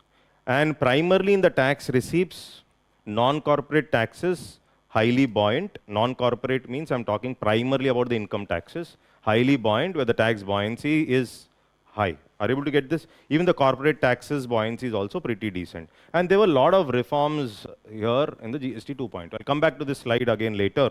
We'll discuss, but we'll go back to the slide. I think it is clear till here, right? So if you observe, center's revenue receipts rising from average of about 8.5 to 9.1% in the post-pandemic revenue receipts. Okay, that means there is an increase in revenue receipts, right? Supported by tax reforms, GSTN. GSTN is what? GST network. Okay, and then technological reforms, coming up with e-way bills, and many other reforms as part of the GST, indirect taxes. Revenue expenditure reduced from 13.6 around 10.9. So revenue expenditures have come down and revenue receipts have increased. Talking about the rate. I hope it is clear, right? So this is what the economic survey is talking about. This is also clearly visible, that formalization is also clearly visible in the high frequency indicators. High frequency indicators means, suppose you talk about e-way bill volumes in GST. I think everybody knows about GST. In and out of GST, if you know, there is something called as electronic way bills. So when you're crossing borders or when you're transporting goods within the state also, or you're transporting goods from one state to another, you generate an electronic way bill. Okay, so increase in volumes of electronic way bills, automobile sales, UPI transactions, tractor sales. This shows how economic momentum is increase in economic momentum. That means how India is growing at a faster pace. This is what the survey is talking about. Okay. This is manufacturing index. PMI is a manufacturing index. That means your manufacturing is also improving well. PMI is a manufacturing index.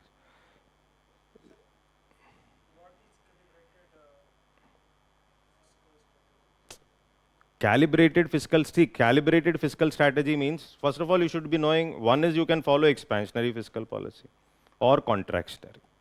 So I have to, at the same time, I cannot restrict my spending.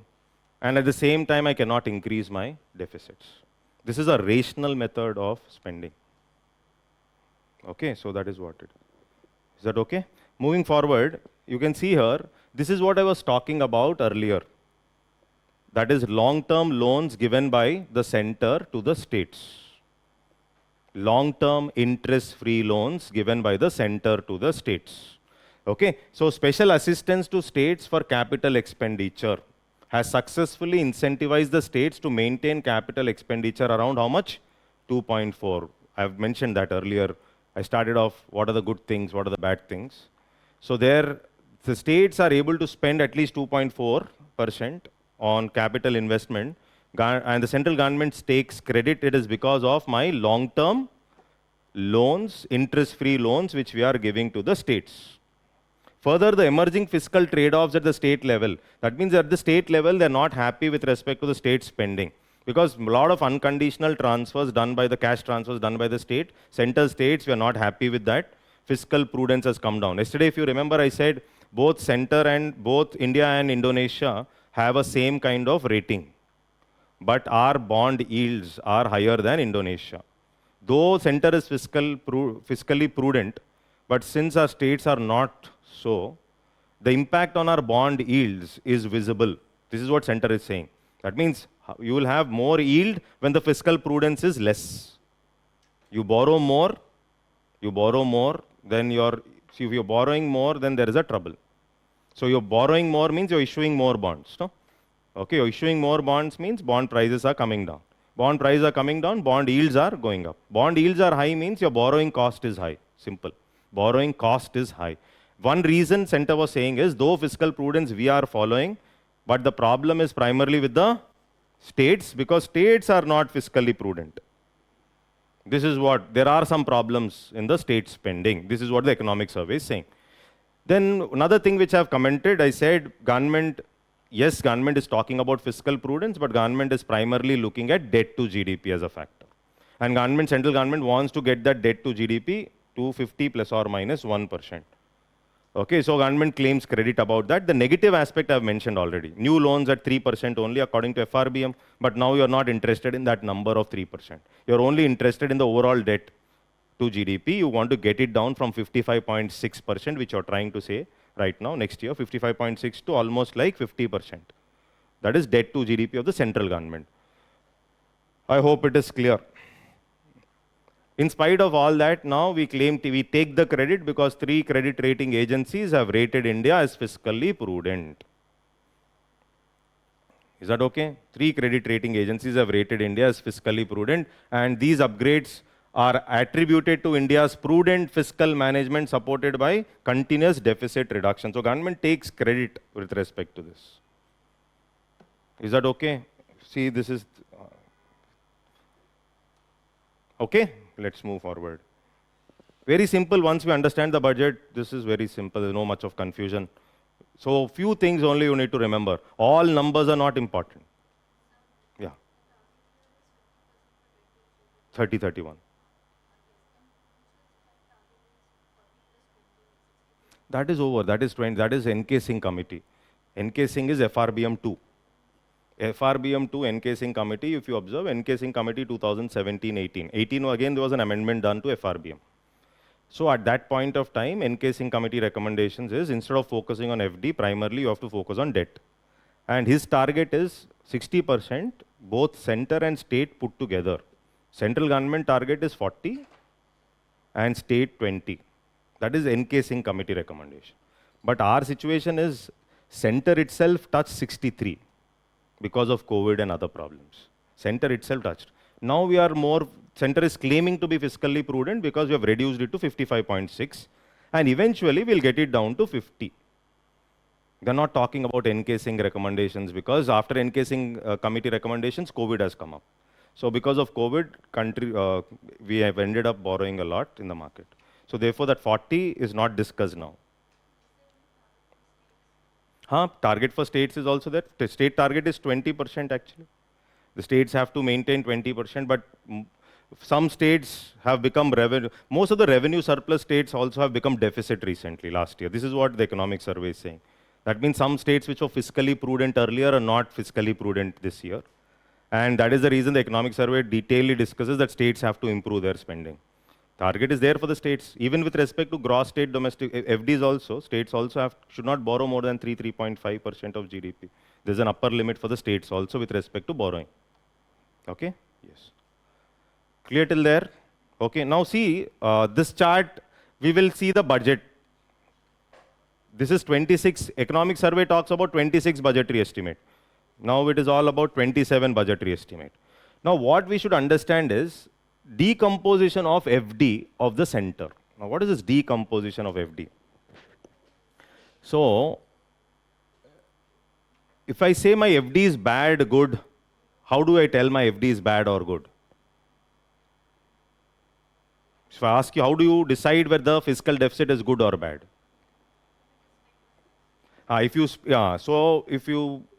Most of you should be knowing how FD is calculated. Okay, so you know BD, budgetary deficit, is total expenditure minus total receipts. Okay, so then while calculating FD, I take the total expenditure minus revenue receipts.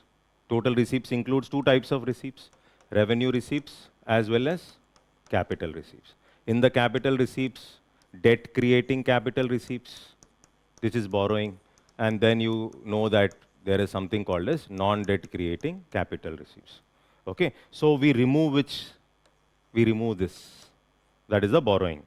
Okay, so you take the revenue receipts and you only take what? Non-debt creating capital receipts. So non-debt creating capital receipts include what? One, disinvestment. Non-debt creating capital receipts include disinvestment and loans recovered. Loans recovered. Recovered, money coming in. Okay, so these are the things. So this is a basic class, we learn this, right? So now here, this, if I want to write this also, I can write it as total expenditure minus total receipts minus non-debt creating capital receipts. Can I write the same thing like this? Same thing like this, we can write it. Okay, so this can be written as, if I expand this total expenditure minus RR plus CR minus non-debt creating capital receipts. So this, if you observe. Okay, so here I'll put it this way. Okay, this is, you can put this as RE plus RR. Okay, minus revenue expenditure plus revenue receipts. Okay, this can be written as RR, total receipts, plus I can write it as the capital receipts minus your borrowing. Same thing. Okay, so this is nothing but my revenue deficit. So this should be, I can write this as RE minus RR. Sorry, this is RE. RE plus CE, sorry. Okay, this I can write it as RE minus RR. What is RE minus RR? RE minus RR is nothing but revenue deficit. Okay, plus what? Capital expenditure. Are able to get this? Plus capital expenditure. So RE minus RR is nothing but your revenue deficit. So what, I've not done anything here. Here this includes revenue expenditure also. This includes what? Capital expenditure also. Okay, this can be total receipts will include revenue receipts plus capital receipts, both. Okay, receipts wise I don't have any problem as long as I'm removing the borrowings. But here RE minus RR is nothing but RD plus capital expenditure.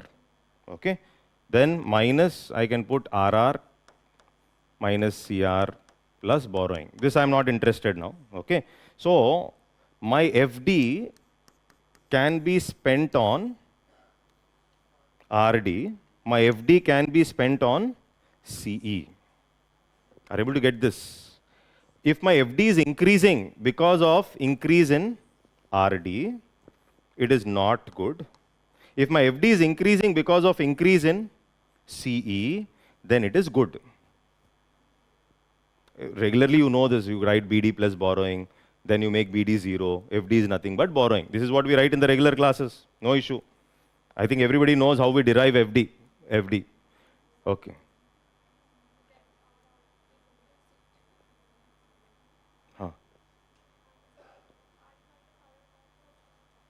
RE minus RR. Okay, so you can remove this. Yeah. This is over. Okay. Okay, so plus CE minus CR plus borrowing. Okay. Fine. So because this RE minus RR, we have taken it inside. Okay, this is RD plus CE minus CR plus borrowing.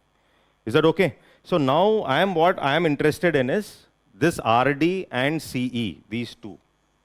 My FD can increase because of increase in RD. My FD can increase because of increase in CE. FD is good as long as it is increasing because of increase in CE. But FD is not good. That is the reason. What is the FRBM target if you observe? The first FRBM target is make your RD 0 by 2008-9, make your FD 3% of GDP. What does that mean? This means whatever I borrow, what does that mean? I'm making RD 0. I'm making RD 0 means whatever I borrow should be spent on capital expenditure. That is the whole logic. Crux of FRBM is that only. Crux of FRBM is RD 0, FD 3. They did not say FD 0. FRBM, if you know FRBM Act, says reduce your RD to 0 by 2008-9 and reduce your FD to 3%. So that means if I am borrowing, my borrowing is 3% of GDP, and if my RD is 0, that means my borrowing should be spent on building assets. That is the whole crux of FRBM. Okay, so what becomes important is if you observe the different components in the FD. In the FD component 1, you are showing RD portion. Is it coming down? This is the RD portion. This is the RD portion. You can see this. As a proportion of fiscal deficit, you observe the RD portion. Is it coming down regularly? Yes. This is what government is trying to tell. So my RD is coming down, and if you observe the capital expenditure, which is the orange one, you observe that it is going up, and slowly my RD proportion is coming down. That means the FD which we are taking, we are primarily focused on, over a period of time, we are primarily focused on spending it more on building assets. This is what this chart is trying to explain. I hope you're able to get this. Non-debt capital receipts. This is non-debt capital receipts. Okay, so non-debt capital receipts, but mostly we are more interested in this portion and the orange portion. So government is saying we are fiscally prudent. Why? We are fiscally prudent because the proportion, you observe the RD proportion, we are getting it down, and are in that FD. That means our borrowings are primarily going to be spent on building assets. This is what is the logic. This is okay? Yes. Fiscal deficit declined from, this is of course you know the data, 4.4, and then now 4.3 is Madam's target. One important thing the chart talks about is the decline in the primary deficit ratio during this period indicates that fresh borrowings are now increasingly being used to service past interest obligations rather than to finance current spending. Government is taking credit on that also. That means my new borrowing, we are spending it on managing the previous debts, servicing the past interest obligations. That is the reason subsequently our primary deficit is also coming down. But actually, if you spend more, suppose you're borrowing 17 lakh crore, and if suppose, just an example, if I spend major chunk on interest payments, that's not a good sign. That means I'm not able to spend it on other important areas. But this shows again that government's focus is on building assets. This is what government is trying to explain from this chart. I think it is clear. Okay. Now here are some important observations. This is about the revenue receipts increase and decrease. Okay. Primarily by higher gross tax revenue, which rose from, so tax revenue has increased from 10.8% to 11.5% of GDP. Okay, so 11.5% of GDP is also not a good number compared to other countries. But government is taking credit that my tax revenues have been going up. Okay, and this is also because my taxes started becoming buoyant. Average buoyancy of 1.8 observed in non-corporate taxes, which I've already mentioned. So suppose what are the different ways of increasing tax revenues? One way of increasing the tax revenues is focusing on more buoyant taxes, reducing litigations, increasing efficiency and formalization, taxing agricultural income. Of course, that people will not like it. Taxing agricultural income, people will not like it obviously. So taxing agricultural income will also increase my base. Are you able to get this? Okay. Reducing tax expenditure. Reducing tax expenditure means revenue foregone because of tax concessions. Too much of tax concessions if I give also, I'll not be able to increase my tax revenue. So that is also one more important aspect. Then nudge techniques as mentioned in economic survey. Nudge technique as mentioned. This is how mains answers become better from economic survey. So nudge techniques as mentioned in economic survey has widened the tax base and tax revenues. I think it is clear. Okay. So this chart basically showing the trends in the components of direct taxes. Trends in the component of direct taxes. If you observe almost like 13 lakh crore here. Okay. Revised estimate we have got around 11.99 lakh crore. Okay. Which we were talking about the personal income tax. Personal income tax. Is that clear? Okay. So tax base related questions, the points to be used, that the slide color has changed. So one, nudge. It is approach adopted by the income tax department focuses on influencing taxpayer behavior through timely information, gentle prompts, data-driven insights, rather than coercive enforcement. That means no punishment, no direct benefits given, but at the same time you're making them. For example, the economic survey says, foreign asset campaign, it's only a campaign. Huh? You're not saying we will sue your assets or we're not trying to create any fear.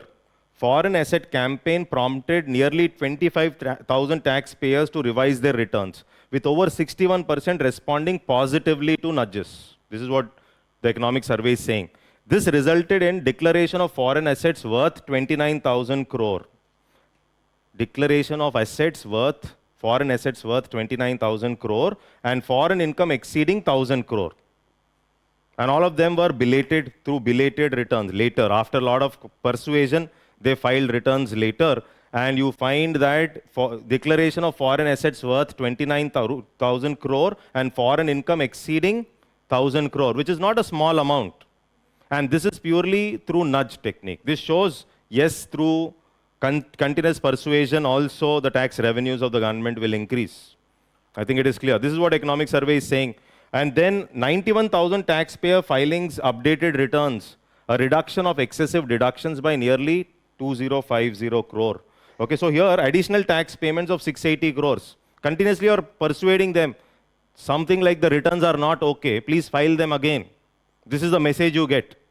You get a mail.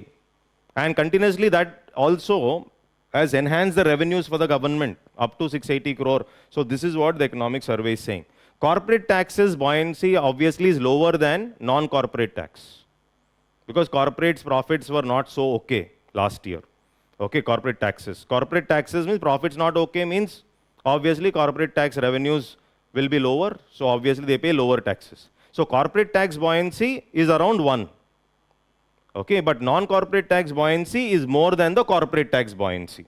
This is what the economic survey is talking about. Is that okay? So income tax was more buoyant than the corporate taxes. See, tax to GDP is different, tax buoyancy is different, tax elasticity is different. All three are different concepts. Okay, so tax to GDP, 100 rupees is my GDP. If 11.6 rupees is the tax collected, my tax to GDP ratio is 11.6%.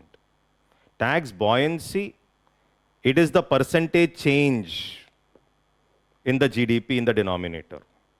Last year, 100 rupees was my GDP. This year, 120 is my GDP. That means in the denominator, it is how much? 20%. Are you able to get this?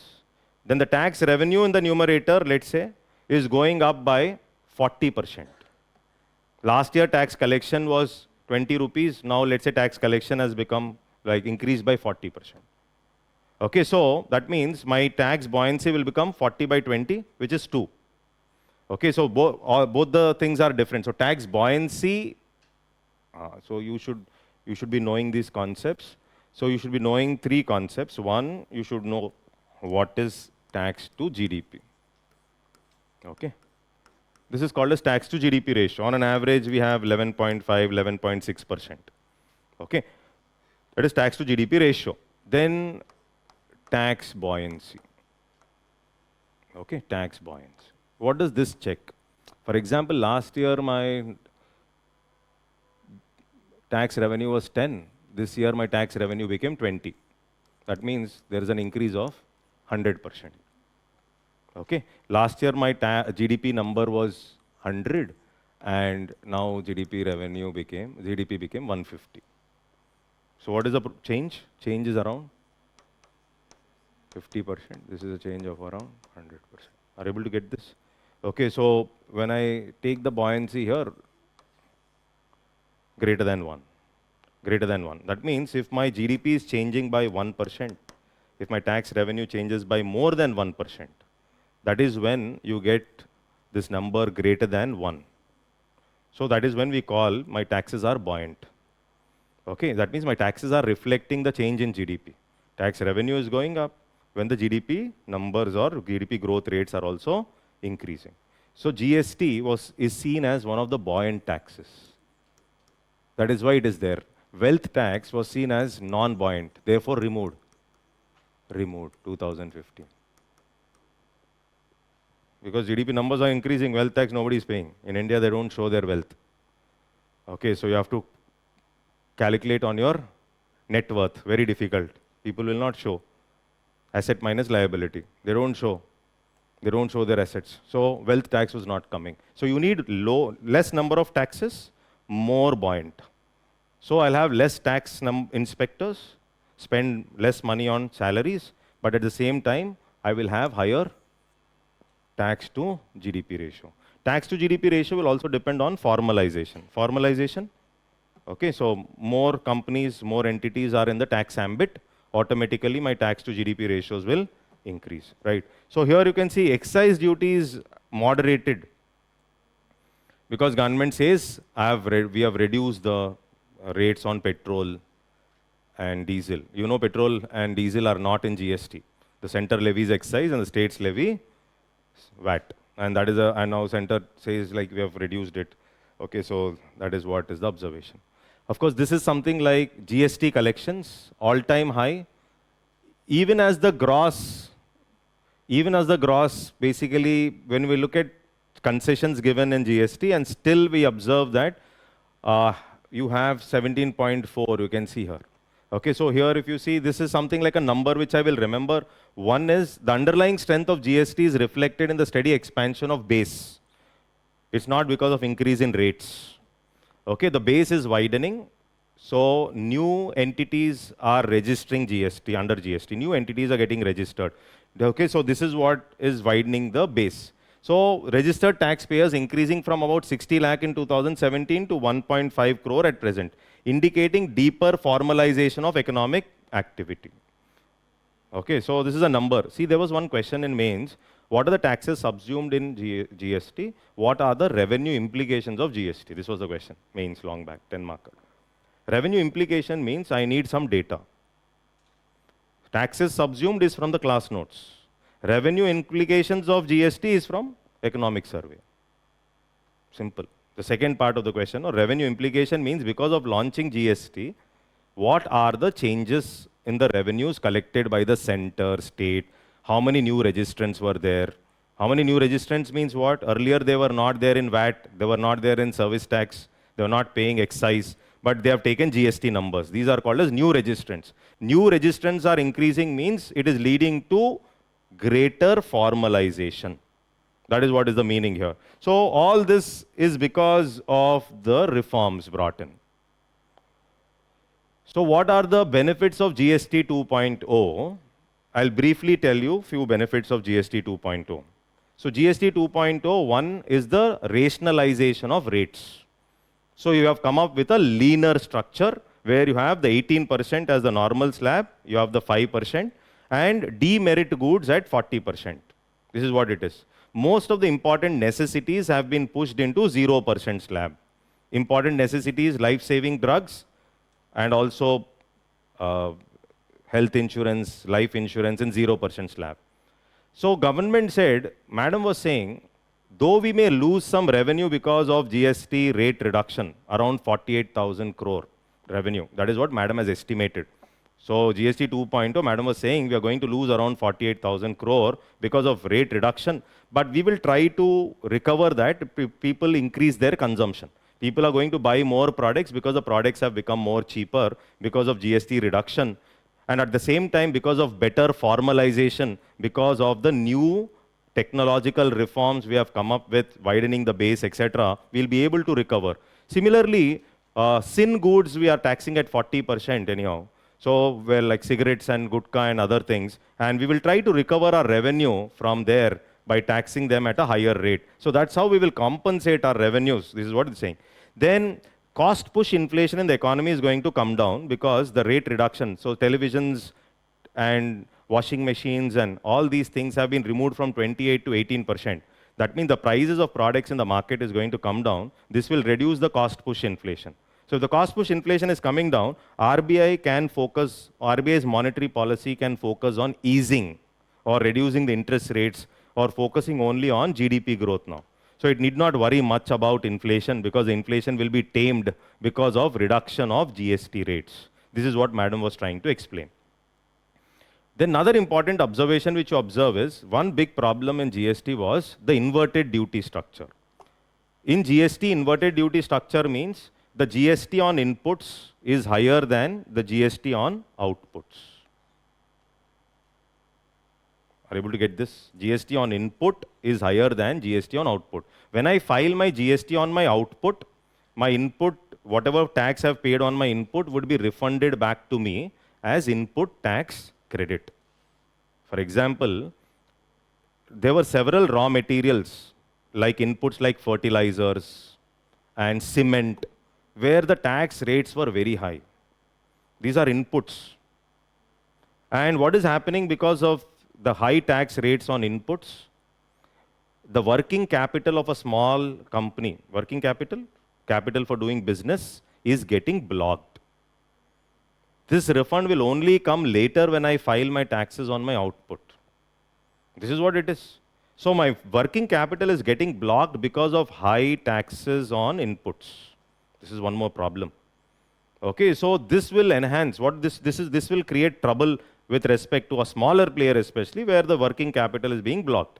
So this was also addressed in the GST 2.0 where you observe the rates on inputs like cement, fertilizers have been reduced, thereby handling the problem of inverted duty structure. This is what the government is trying to explain. Is this okay?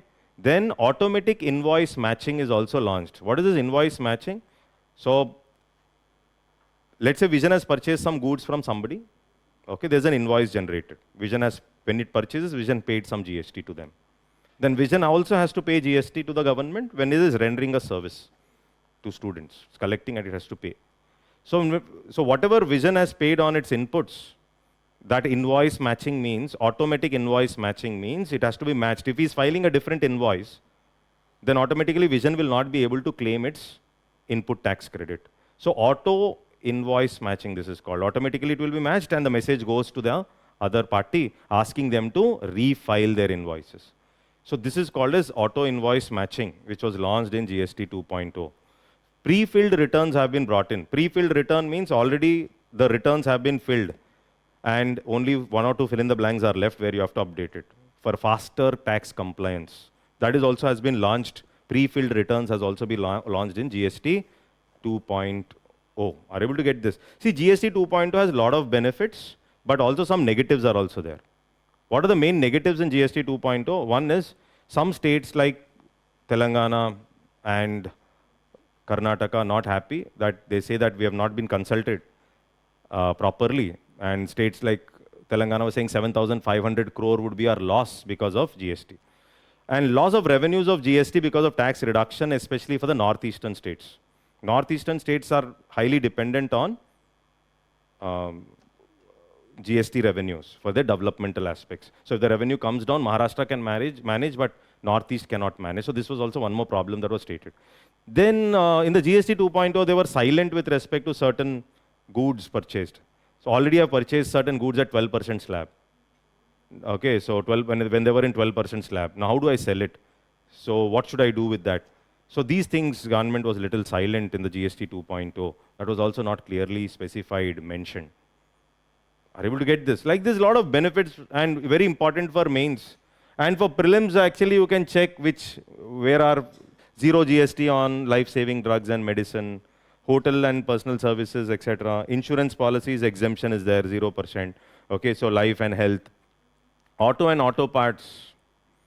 Okay, auto and auto parts is very important here because uniform 18% GST rate on all auto parts irrespective of their HS code.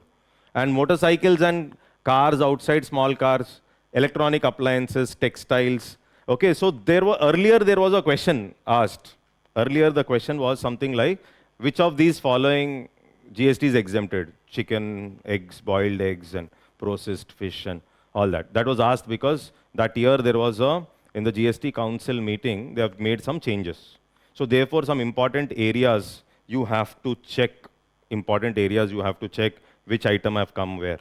Some important, like cement, essential drugs, health insurance, life insurance, education. Okay, few important things you should be knowing at least, like where is it falling. Okay, zero GST on ultra high temperature milk, all Indian breads, and pre-packaged and labeled paneer. So, like this. Now, this is a difficult thing now. Exactly, I don't know the scientific aspect of that. Maybe that should be, which you can probably store it for a longer period. I don't know exactly. Ultra high temperature milk. What is it exactly? I don't know. That is okay. That is okay. Pasteurized milk they are saying, but technicality I don't know. That is okay. Okay. So is this clear till here? Understood? Oh, okay. This is non-tax revenues were, so here basically whatever is required for writing answers, I think it is clear how you should be looking into the survey. Okay, so from here we'll go to synopsis rather than the survey part. We'll see the synopsis, very simple only. Time is up. Okay. If you do it in detail means it will take time. Budget is also there. Superficially we can do it. Explain FD, RD. But that is already done, no? In the regular class, that is already done, no? The fun is not by understanding RD, FD. We should understand what. See, your logic is after listening to the class, you have to search for side headings, data, which I have to use for mains. That you only don't stick to prelims only. Prelims it is more simple only. There's no issue only. You will learn GST 2.0. You know tax to GDP ratio. Okay, so these things if you know properly, and you know the revenue receipts increase, decrease, FD increase, decrease, RD increase, decrease. All that anyhow it is there in the graph. That you can understand properly. then I think most of the questions can be marked in fiscal. Last time they've asked to calculate primary deficit. So UPSC is very kind in asking such questions in economics, especially primary deficit. But if they ask trends, suppose if there is a statement says, first statement says the definition of tax buoyancy. Okay, it measures the change in tax revenues to the change in GDP. Second statement is giving about generally for the direct taxes, especially non-corporate taxes, the tax buoyancies are greater than 1 or they are highly buoyant. That means I should know, yes, they are highly buoyant. Are able to get this? So why? Because it is greater than 1. That much I should be able to figure out that, yes, they may not give 1.8, but I know that they are highly buoyant. That's it. Or suppose as a statement like interest payments are the major component of my revenue expenditure. Yes, that is true. Okay, government has increased, government's capital expenditure has consistently increased since last 5 years. Suppose this is a statement. Answer is yes or no? Yes, capital expenditure. Suppose the statement says government's FD has been consistently increasing since last 5 years. That's a wrong statement. FD has not been increasing consistently, but capital expenditure has been increasing consistently. Okay, so this is how it is. Or if there is a statement saying that our health expenditure is more than or around 3% of our GDP.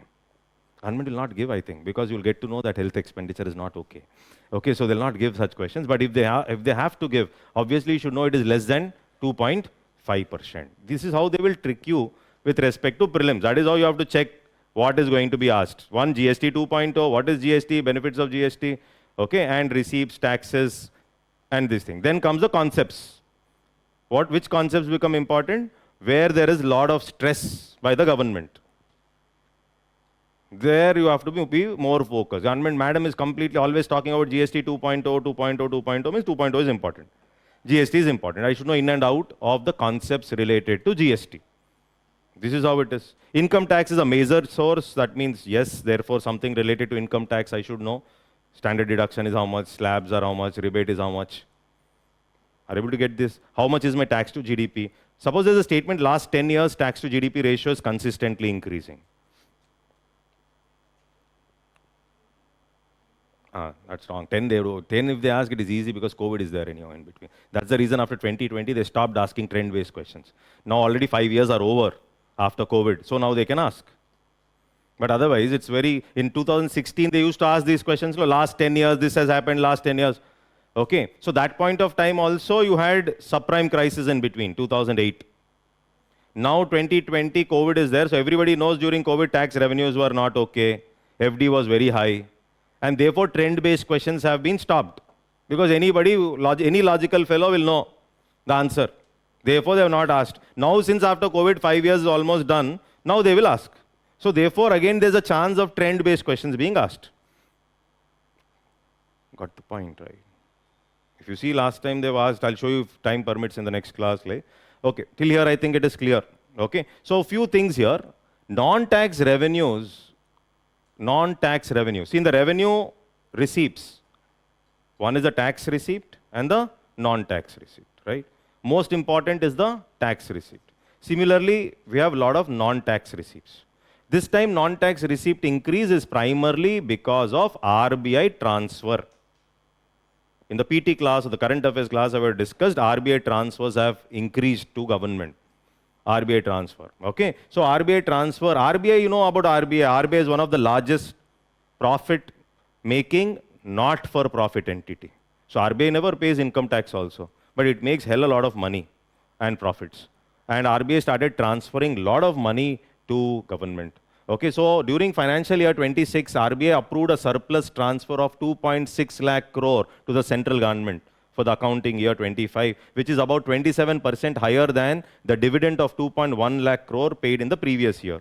So RBI transfer itself is a major chunk of non-tax revenue receipt for the central government. This is what you should understand. That means RBI made a lot of profit because of multiple reasons. One reason is asset values also have increased. $1.60, now $1 is 92. Okay, so this is also one of the reasons RBI made a lot of money. RBI makes money through different ways. Sinorage is one. Okay, so RBI issues bonds on behalf of the government. It generates revenue like that. But RBI is, see here, so what you should understand here, is the non-tax revenue as a percentage of GDP has remained or stable around 1.4% of GDP. Okay, so 1.4% of GDP. Primarily, this increase is because of the surge in dividends and profits, especially RBI. RBI surplus transfer, which you can see is 2.68 lakh crore to the central government. This is what they're saying. So here, if you observe, the budgetary estimates also in lakh crores, non-tax revenue receipts. Primarily, it is coming from dividend and, see this, dividend and profit, 3.25 lakh crore. Are you able to get this? Is that okay? So dividend and profit is a major source of non-tax revenue receipt, which is 1.4% of GDP.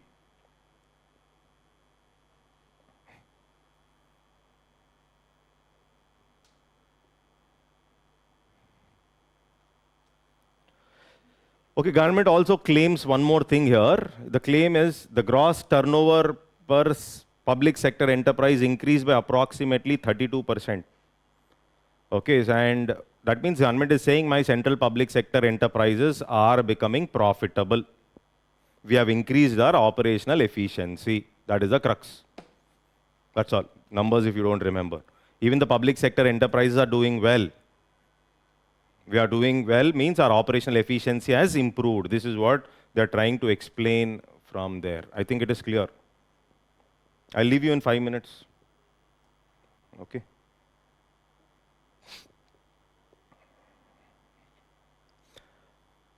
This is your synopsis.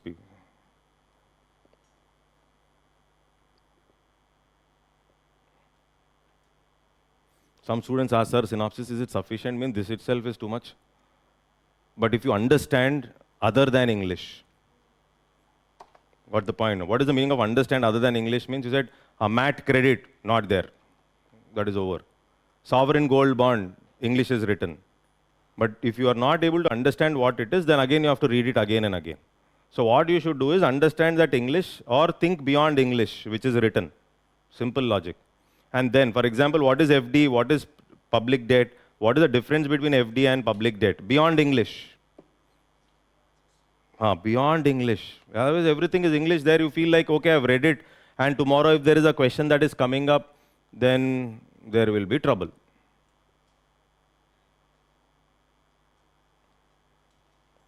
Okay, so here, this is all we have discussed already. One important thing which I can write in exam is tech-driven solutions for efficiency in public expenditure. What measures have to be taken by the government to reduce deficit or to improve fiscal prudence? Suppose. That is the question. Then definitely we'll write about how to increase revenue receipts, how to reduce my expenditures, how to make states more accountable with respect to their spendings, where should be my focus with respect to buoyant taxes, etc. How do we reduce litigations, etc. So all that we anyhow write. And along with that, some technology-driven solutions to reducing government spending. So if you know, government has changed its debt maturity profile. What is the meaning of debt maturity profile? Through RBI, government will buy short-term bonds. That means RBI will buy short-term bonds and give them what? A kind of a swap, give them long-term bonds. This is called as a swap kind of situation. What is a swap? Suppose there are certain government bonds which are about to mature in 1 year or 8 months or 9 months. Now you're trying to replace them with long-term bonds. That means you're trying to sell long-term bonds and you're buying short-term debt instruments from the market. So here, of course, debt is not changing. Debt will not change. But the debt maturity profile will change. That means the principal payment I have to make, let's say in 2 years. Now I'll make the principal payment of those bonds after 6 years. I have pushed my principal payments by 5 years. Are you able to get this? So this was also implemented by the government recently. So bonds which are about to mature, let's say most of the bonds are, government bonds are maturing in 2 years. That means all the principal payments have to be made after 2 years. So now you are trying to change the debt profile by exchanging. So they are buying bonds which are going to mature after 6 years, let's say. So I'm going to delay my payments by another 5 years. Of course, interest payment is there, but principal payment. So this is one way of managing the debt. Of course, this they have done. I'm not saying debt will reduce. I'm only saying the profile will change. Okay, this is one. Second here is they have come up with this just-in-time fund release reform. This we can write in the exam also. So what is this just-in-time? Central government has undertaken a major public financial management reform by shifting to just-in-time fund release system. Okay, to improve cash management, reduce idle balances, enhance transparency and strength. So all this is English. What you should understand is earlier credit push model of bulk fund with a debit pull. Credit push, debit pull. What is this? Just-in-time is we'll create an account with RBI for, let's say, states wants to spend. Now you take it when you are about to spend or when you need to spend, rather than keeping it in the form of balance. Already we have pushed in. Why? Opportunity cost is lost. Already we have transferred the money, but you have not used it. So one, opportunity cost is gone. And capital is never free. Capital involves borrowing cost, interest, etc. So what is the meaning of just-in-time here? It has been implemented through certain initiatives. Here it improves cash management, reduces idle balances. What is the meaning of idle balance? The money has been transferred, but you have not still used it. So you take it only when you need it. So this is basically what they're trying to talk about in this just-in-time. So instead of credit push, you're trying to push the credit to them of bulk fund releases with a debit pull model. You will only pull the money when there is a requirement. Okay, so when you require, you ask. Okay, so that is when you can straight away take it. Okay, so rather than idly it's lying in the accounts. You've already borrowed, but you're not using it. Most of the funds are not used, let's say. That money could have been used for something else. This is what is the opportunity cost lost. So for fiscal prudence, they were talking about this just-in-time method. And here especially they were talking about, see, there was SNS Sparsh, single nodal account, here for centrally sponsored schemes. They are trying to create this. So what you will do, your fund has been created with RBI and you can borrow when you require it for your spending, rather than we transferring it to you and you keeping them idle for a very long period and all that is incurring cost. So this is what is that just-in-time. So then they have come up with tech-driven solutions in PDS supply chain. Of course, PDS has a lot of problems.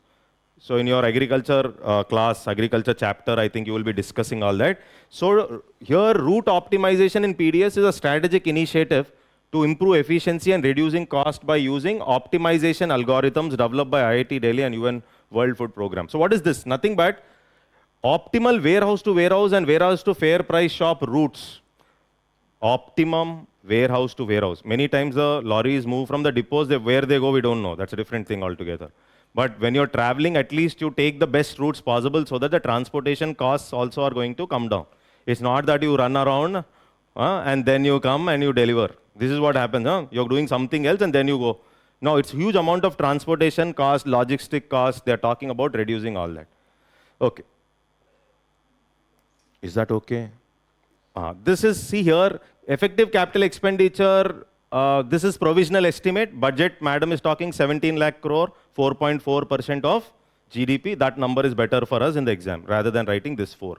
I hope it is clear. Okay. So, and you should know what is effective capital expenditure. Road transport, highways along with railways continue to account for over half of the total capital expenditure. This one is a fact. Tomorrow it can come up in prelims.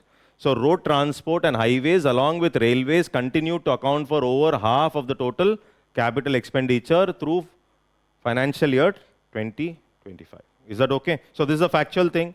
Okay. So this is basically, you can see trends in effective capital expenditure. The trend is going up. You can observe this. Trend is going up. Now it is 4.4% of GDP.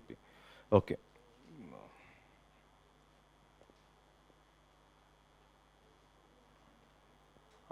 We can't complete this today anyhow. We'll continue tomorrow.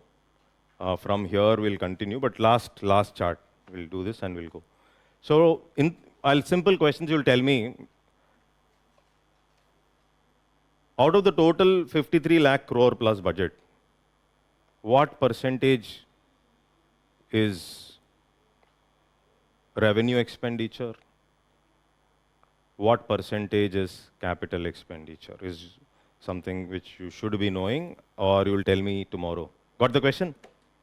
So government is spending for the budget 53 lakh crore, let's say. How much would be the revenue expenditure? How much would be the capital expenditure? In that revenue expenditure and capital expenditure, I want the percentage terms. Okay, how much percent are you spending on capital expenditure? How much percentage are you spending on revenue expenditure? This is one. See, sometimes there are certain numbers here, don't get confused. This is basically how much are you, they have already reached a certain target. This you need not remember. That means there is a target of 100 rupees. Okay, you have spent up to 68 rupees already. That is what is 68%. Already the target achieved by this time. Okay, so these are some data which you need not remember. So this shows as of November, revenue deficit has reached 68.2% of budgetary estimate.